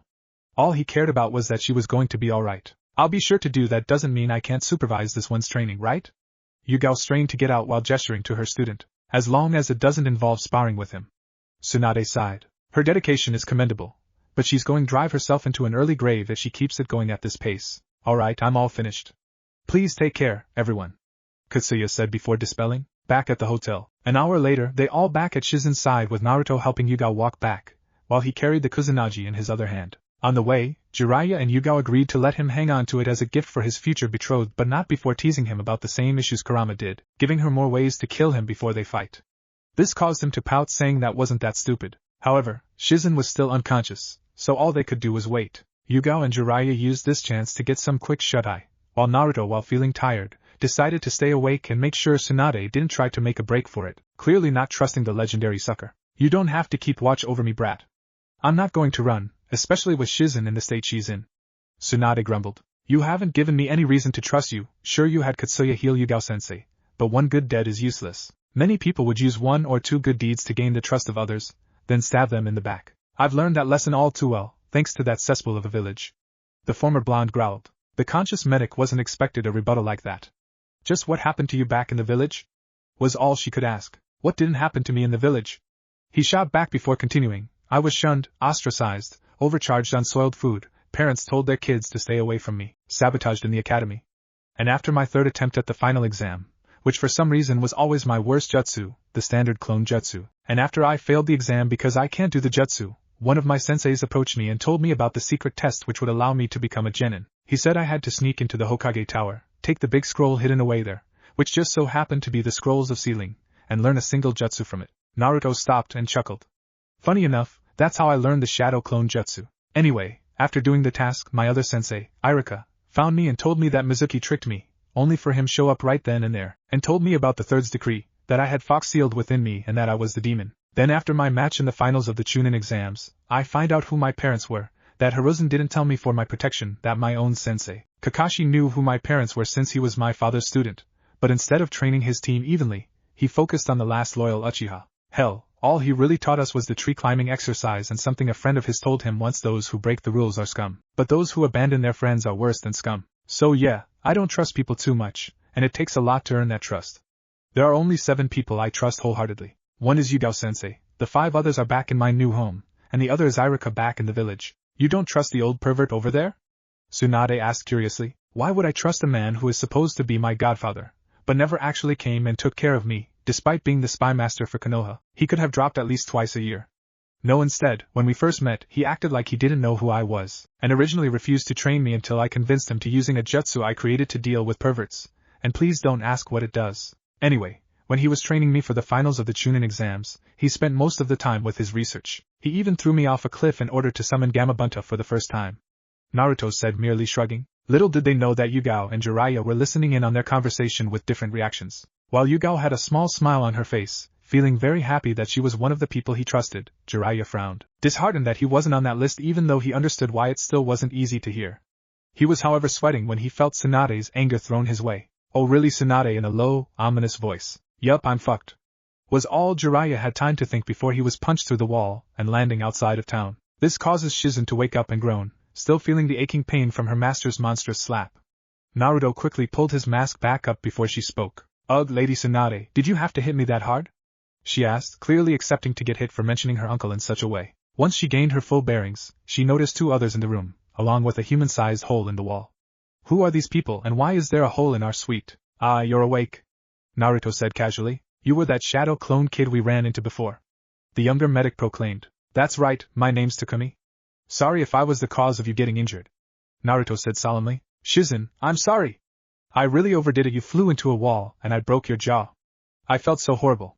Tsunade cut off their conversation to apologize. Well, I am sorry for being insensitive. But I stand by what I said about helping the village if that's why they are here. The younger medic said. Yeah, that's why we're here, Jiraiya said, climbing through the hole in the wall. Master Jiraiya, she exclaimed before asking, what did you do this time to get punched through a wall this time? My student told Tsunade about my behavior and teaching methods. The Toad Sage groaned. If it's your usual researching while occasionally giving advice method, then I can understand why. Or was it worse than usual? Shizune deadpanned. Try tossing me off a cliff to summon Gamabunta. Naruto tossed his godfather farther under the bus. This earned a disbelieving stare from the younger medic, with Tsunade cracking her knuckles, ready to send him flying again, making Jiraiya sweat. Now, as amusing as it would be to see the old pervert go flying, why don't you four discuss what you need to? Naruto said, deciding to save his godfather. And so, they rediscussed everything, leaving out Naruto's identity and status, knowing that Shizune big on rules and protocol, and would suggest they drag him back to protect him from the Stone and Cloud villages. So, while I was out, everyone here took on Orochimaru and his second-in-command, and Takumi killed him and further injured Orochimaru after he stabbed Yugao here? Shizune asked, shell-shocked. That's right, Naruto said, with Yugao nodding, placing a hand over her stomach where she was stabbed. Lord Jiraiya, you've found one hell of a student, you as well, Yugao. A still stunned Shizune got out. Well, I appreciate the praise. Can we get back to the matter at hand? You know, whether or not you and Tsunade will return to the leaf with Jiraiya and Yugao. And before you ask, I have people waiting for me back home, Naruto said, trying to push back his blush. Right, sorry. She apologized before getting serious. I've already voiced my opinion on going back if the village needs help with medics, but this is so much more than that. This would mean we would remain there. Everyone but Naruto nodded, who just sighed before she continued.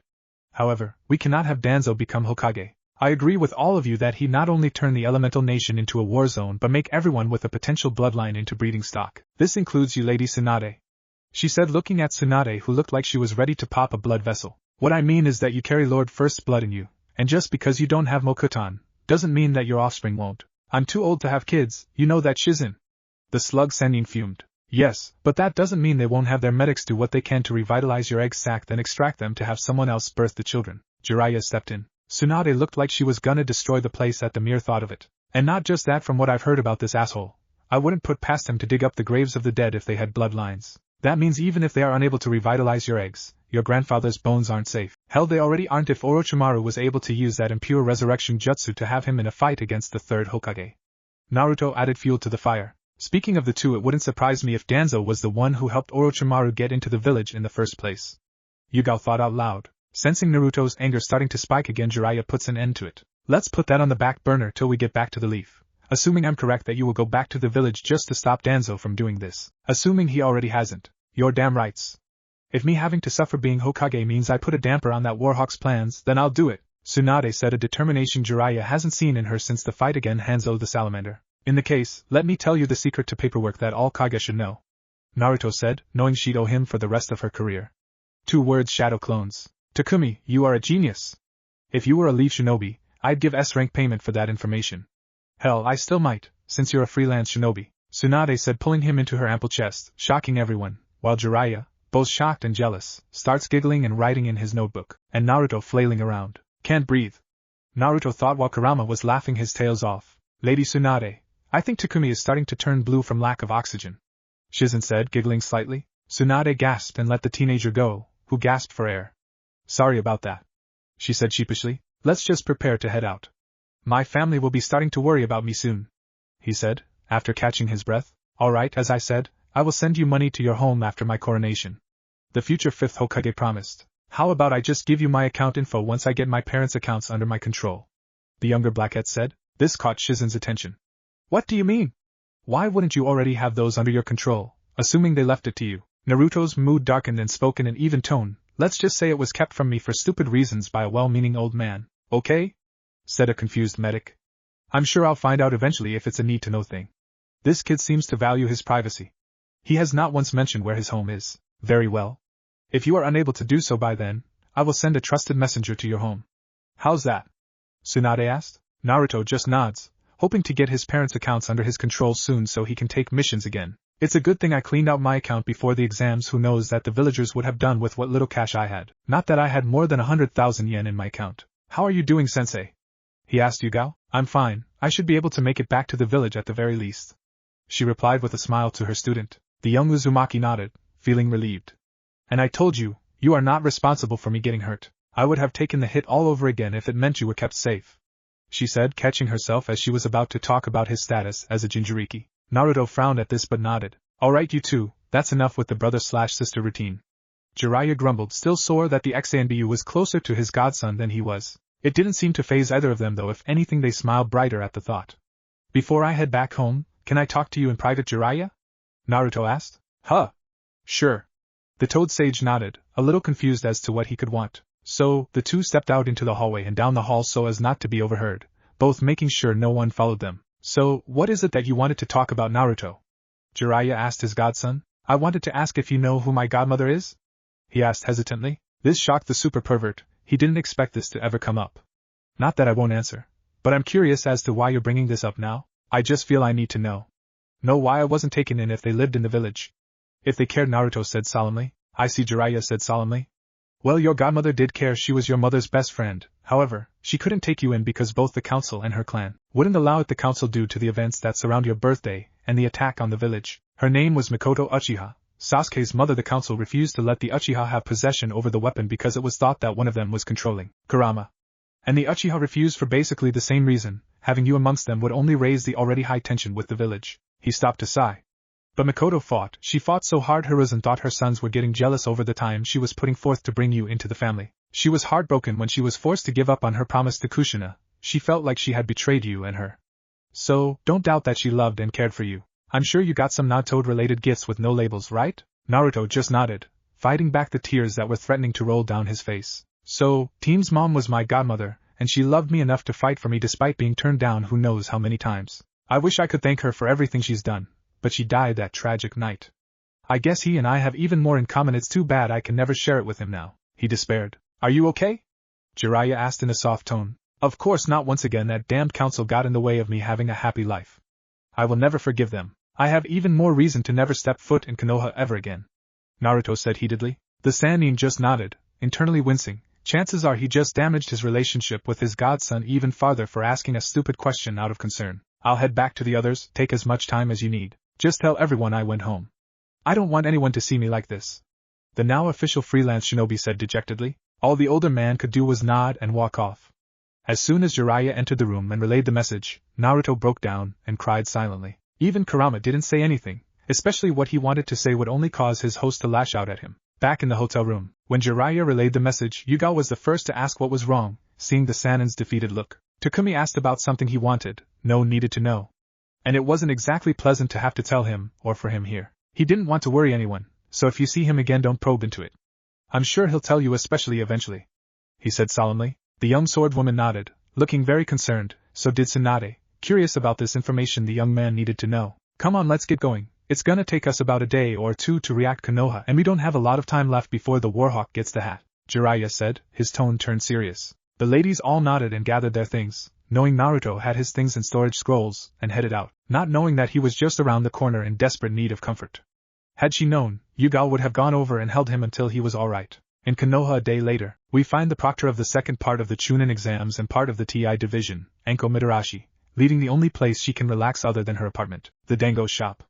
Ever since her former sensei invaded the village in attempts to raze it to the ground, and killing the beloved third Hokage, she's been treated even worse than she used to be. The only reason she is remotely safe is because she's part of the TI and her boss, Ibiki, would have the asses of whoever tried to physically harm her, not to mention that people were afraid she'd sick her snakes on them. This doesn't mean that she hasn't been charged triple the price on everything when she goes shopping for anything.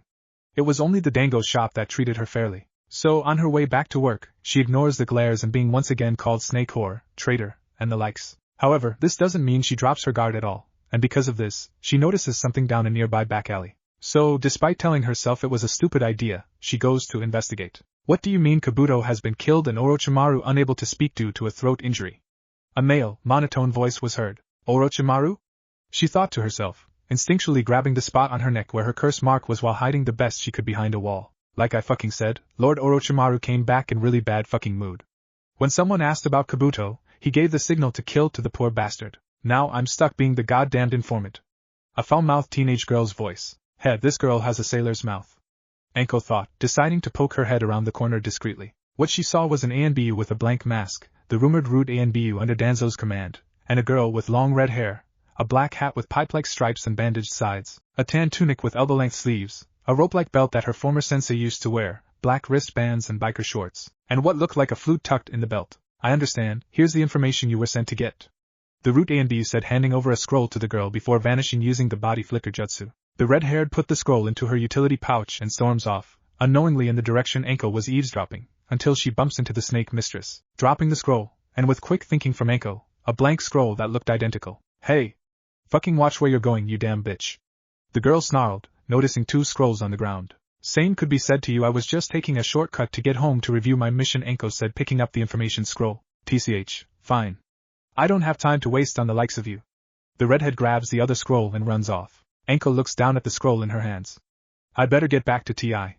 Ibiki should know about this, she said, and tucked into her trench coat and rushed off to work. 5 minutes later of roof jumping, she landed in front of the TI building and runs in and straight for Ibiki's office and slamming the door open. Anko, what did I tell you about slamming my door open? Ibiki asked, not looking up for the paperwork on his desk. Sorry, but this is important. I just witnessed an interaction between an unmarked ANBU and a shinobi working under Orochimaru, Anko said, pulling out the scroll she swiped and handed it to him. This catches his attention as he takes the scroll. After a few minutes of reading the scroll, he frowns with a distressed. This is information on the Uchiha and his mental state since the exams, when he got the same curse mark, as well as demands for payment for their assistance during the exams and invasion, he said before looking up. You said it was an unmarked ANBU that gave this scroll to the shinobi? What can you tell me about the shinobi? Technically it was a kunoichi, but Anko said, and described the girl while thinking to herself she had even more evidence that Danzo helped Orochimaru. Ibiki cupped his chin and thought. According to the ANBU that were stuck outside the barrier when Hiruzen was fighting Orochimaru, one of the 4 sound ninja who erected said barrier fits that description, aside from the sailor mouth you mentioned. She was likely one of Orochimaru's personal guard. If she was able to get in and out of the village without being noticed, someone in power is helping Orochimaru and his people. I assume we don't know anything other than that about her or the other 3? The snake mistress asked with a frown, receiving a negative headshake from her boss. Damn it, we already know that Snake is planning to obtain the kid, but what is he planning? Likely to wait till the Uchiha is feeling inadequate, weak, and that the village is preventing him getting stronger, then send someone to persuade him into going with them. The mental torture expert theorized. But before could comment on it, there was a knock on the office door. Come in, Ibiki said, hiding the scroll they obtained in his desk. Forgive the intrusion, Ibiki. I come on behalf of the council with a summons for Miss Mitarashi, ANBU Tiger said, stopping himself from calling Anko snake whore in front of Ibiki. Something about an important mission. Very well. I will head that way in a moment. Thank you, Tiger, Anko said, catching on to that his pause, therefore thinking of a way to be polite. When Tiger left, she turned to Ibiki, who also seemed to catch on. You know he was gonna call me one of the insults I've been called before, right? I know, and he held his tongue because I was right here, he said, clearly irritated. Well, I'd better get going. Those old bats get impatient quickly, Anko said, resigning herself to what will likely be getting a suicide mission. Hokage Tower, Council's office. 5 minutes after being summoned, Anko arrived in the Council's office. If she were to be honest, she was surprised not to see Danzo sitting in the Hokage's office despite the mission to bring back Tsunade. Have a seat, Miss Mitarashi, Danzo said gruffly, watching her do as asked. We have received word that the Land of Waves is harboring an unaffiliated shinobi of extreme power. He is a teenager, 13 or 14 years of age, sapphire blue eyes with canine-like pupils, wearing a black hooded sleeveless vest, with a black mask like Kakashi's, black ANBU pants, and black sandals with immense chakra levels. And you believe this kid is a threat? Why? Because he's unaffiliated with immense chakra? Anko asked skeptically. That is correct. If IWA or Kumo were to get their hands on someone like that, it would be trouble. Especially since he seems to share Wave's view of our village. They view the fallen Jinchuriki as their savior and don't appreciate the village celebrating his death. A former client of ours and now major of Wave said as much when we had a messenger go find Jiraiya there. The old Warhawk said, if it's that mission Kakashi told us about, then I'm not surprised they don't appreciate the village celebrating the death of their hero. Anko thought ruefully before nodding. And we're sure he'll be in Wave? By now, yes, he should be. He might have accompanied Jiraiya and the former ANBU known as Cat to retrieve Jiraiya. Koharu Yuditane, the only female on the Elder Council, said, What? Cat was removed from duty? Anko asked, shocked. Yugao was one of her few friends. For her to be removed from duty, she wondered what happened. Yes, she requested a leave of absence and left the village with Jiraiya to guard the Ichirakus who were moving to Wave when we are at our most vulnerable. We cannot have such responsibility from one of our ANBU, especially since they shouldn't require time to grieve death. Hamura Midokado, the other male of the council, spoke up. These bastards! She lost her fiancé before the Chunin finals. She's still human, not a mindless drone. Anko internally fumed. Very well, I will leave within the hour providing I can procure the equipment I need. The elders nod and watch her leave the room. Then Hamura and Koharu turned to Danzo. Prepare your route. She clearly sympathizes with the lost weapon as well as her friend formerly of the ANBU. Not to mention if she learns that we helped Orochimaru get into the village, she'll be a flight risk. I'm well aware, I've already arranged it. My team is waiting just far enough away from not to draw any attention to themselves from that ungrateful village. Danzo said firmly. Just then Tiger burst in. There better be a good reason for this intrusion, Tiger. Danzo snarled. Yes, sir. We received a messenger toad from Jiraiya. He and the traitor Yugao are on their way back with Tsunade and Shizune. The ANBU said frankly, knowing this was important. Damn them, how did Jiraiya find her so fast? Danzo fumed. The message said something about that brat using clones to help with the search in Tanzaku town. He was also apparently the one for injuring Lord Orochimaru. Tiger reported. That child is too powerful already. We must do something about him. Koharu hissed. Unfortunately, we cannot reports say that Tsunade and Jiraiya are close to the boy. Tiger said tentatively, knowing he was thin ice right now. Danzo growled. Very well. We'll have to watch this child closely from now on. How long till the Sanin and Exumbu arrive? Tomorrow morning, sir. The ANBU said with a bow. Dismissed. Danzo said. Tiger then used the body flicker jutsu to get out of dodge and Hamura and Koharu turned to Danzo. We apologize, old friend, but it seems we will have hold off on our plans for the elemental nations for the time being. This just means we can make more in-depth preparations. I am a patient man. If Tsunade doesn't go along with our agenda, we can just lock her away and go ahead with the Senju revival plan. Danzo said after calming himself. Forests outside of Wave. Half a day has passed, and Naruto was almost back home. However, he stopped when Kurama told him he sensed a battle not too far off. With it being so close to Wave, he decided to check it out and take care of any would-be bandits that dare threaten his new home. However, he arrives as shortly after the battle concludes and senses 3 chakra signatures retreat in the direction of Konoha. Hey, isn't that the crazy snake lady who was the proctor for the second exam? What's she doing out here and why is she so beaten up? Naruto asks himself. I don't know, but she's barely alive. You need to get her back to town to see a doctor immediately. Kurama replied even if he wasn't asked. Shit, alright. Just hope she doesn't cut my cheek again. Though it did feel good having her ample chest on my back. The Ravenet thought with a blush. Not the time to perv out. Damn hormonal teenager. Kurama huffed and went back to sleep. Naruto grumbled and picked Anko up in piggyback form and ran towards town. Ugh, why are you helping me? Who are you? Anko asked weakly. Shh, don't talk. You're badly injured. I shouldn't even be moving to you, but I have no first aid experience. Naruto said. Root Konoha did this to me, Anko said before she fainted. Hey! Hang on! He shouted and ran faster. Damn it! 5 minutes later crashed through Tsunade's first door. Tsunami, I found someone in need of help. Takumi! Both ladies exclaimed. What happened to her? Wait, she's a leaf ninja, what's she doing here? I don't know. But I found her like this just outside of town, and she managed to say something about Konoha. He said looking at the snake mistress. Alright, we'll help her, but she's your responsibility. Tsunami said. Naruto nodded and looked around. Where's Tochi and Tazuna? Out working on the ramen stand. Father wanted to get Mr. Ichiraka's input so that it's up to his family's standards. The mother of one said. Naruto nodded and left the ladies to take care of Anko. He knew they'd do the bare minimum to get her to the point she won't die, but he knew they didn't have to skill to do more. I should send a message to Pervy Sage tomorrow. They should be back to Konoha by then. Hopefully Anko, I think her name is, if I remember from that banner she had up at the end of the first exam correctly.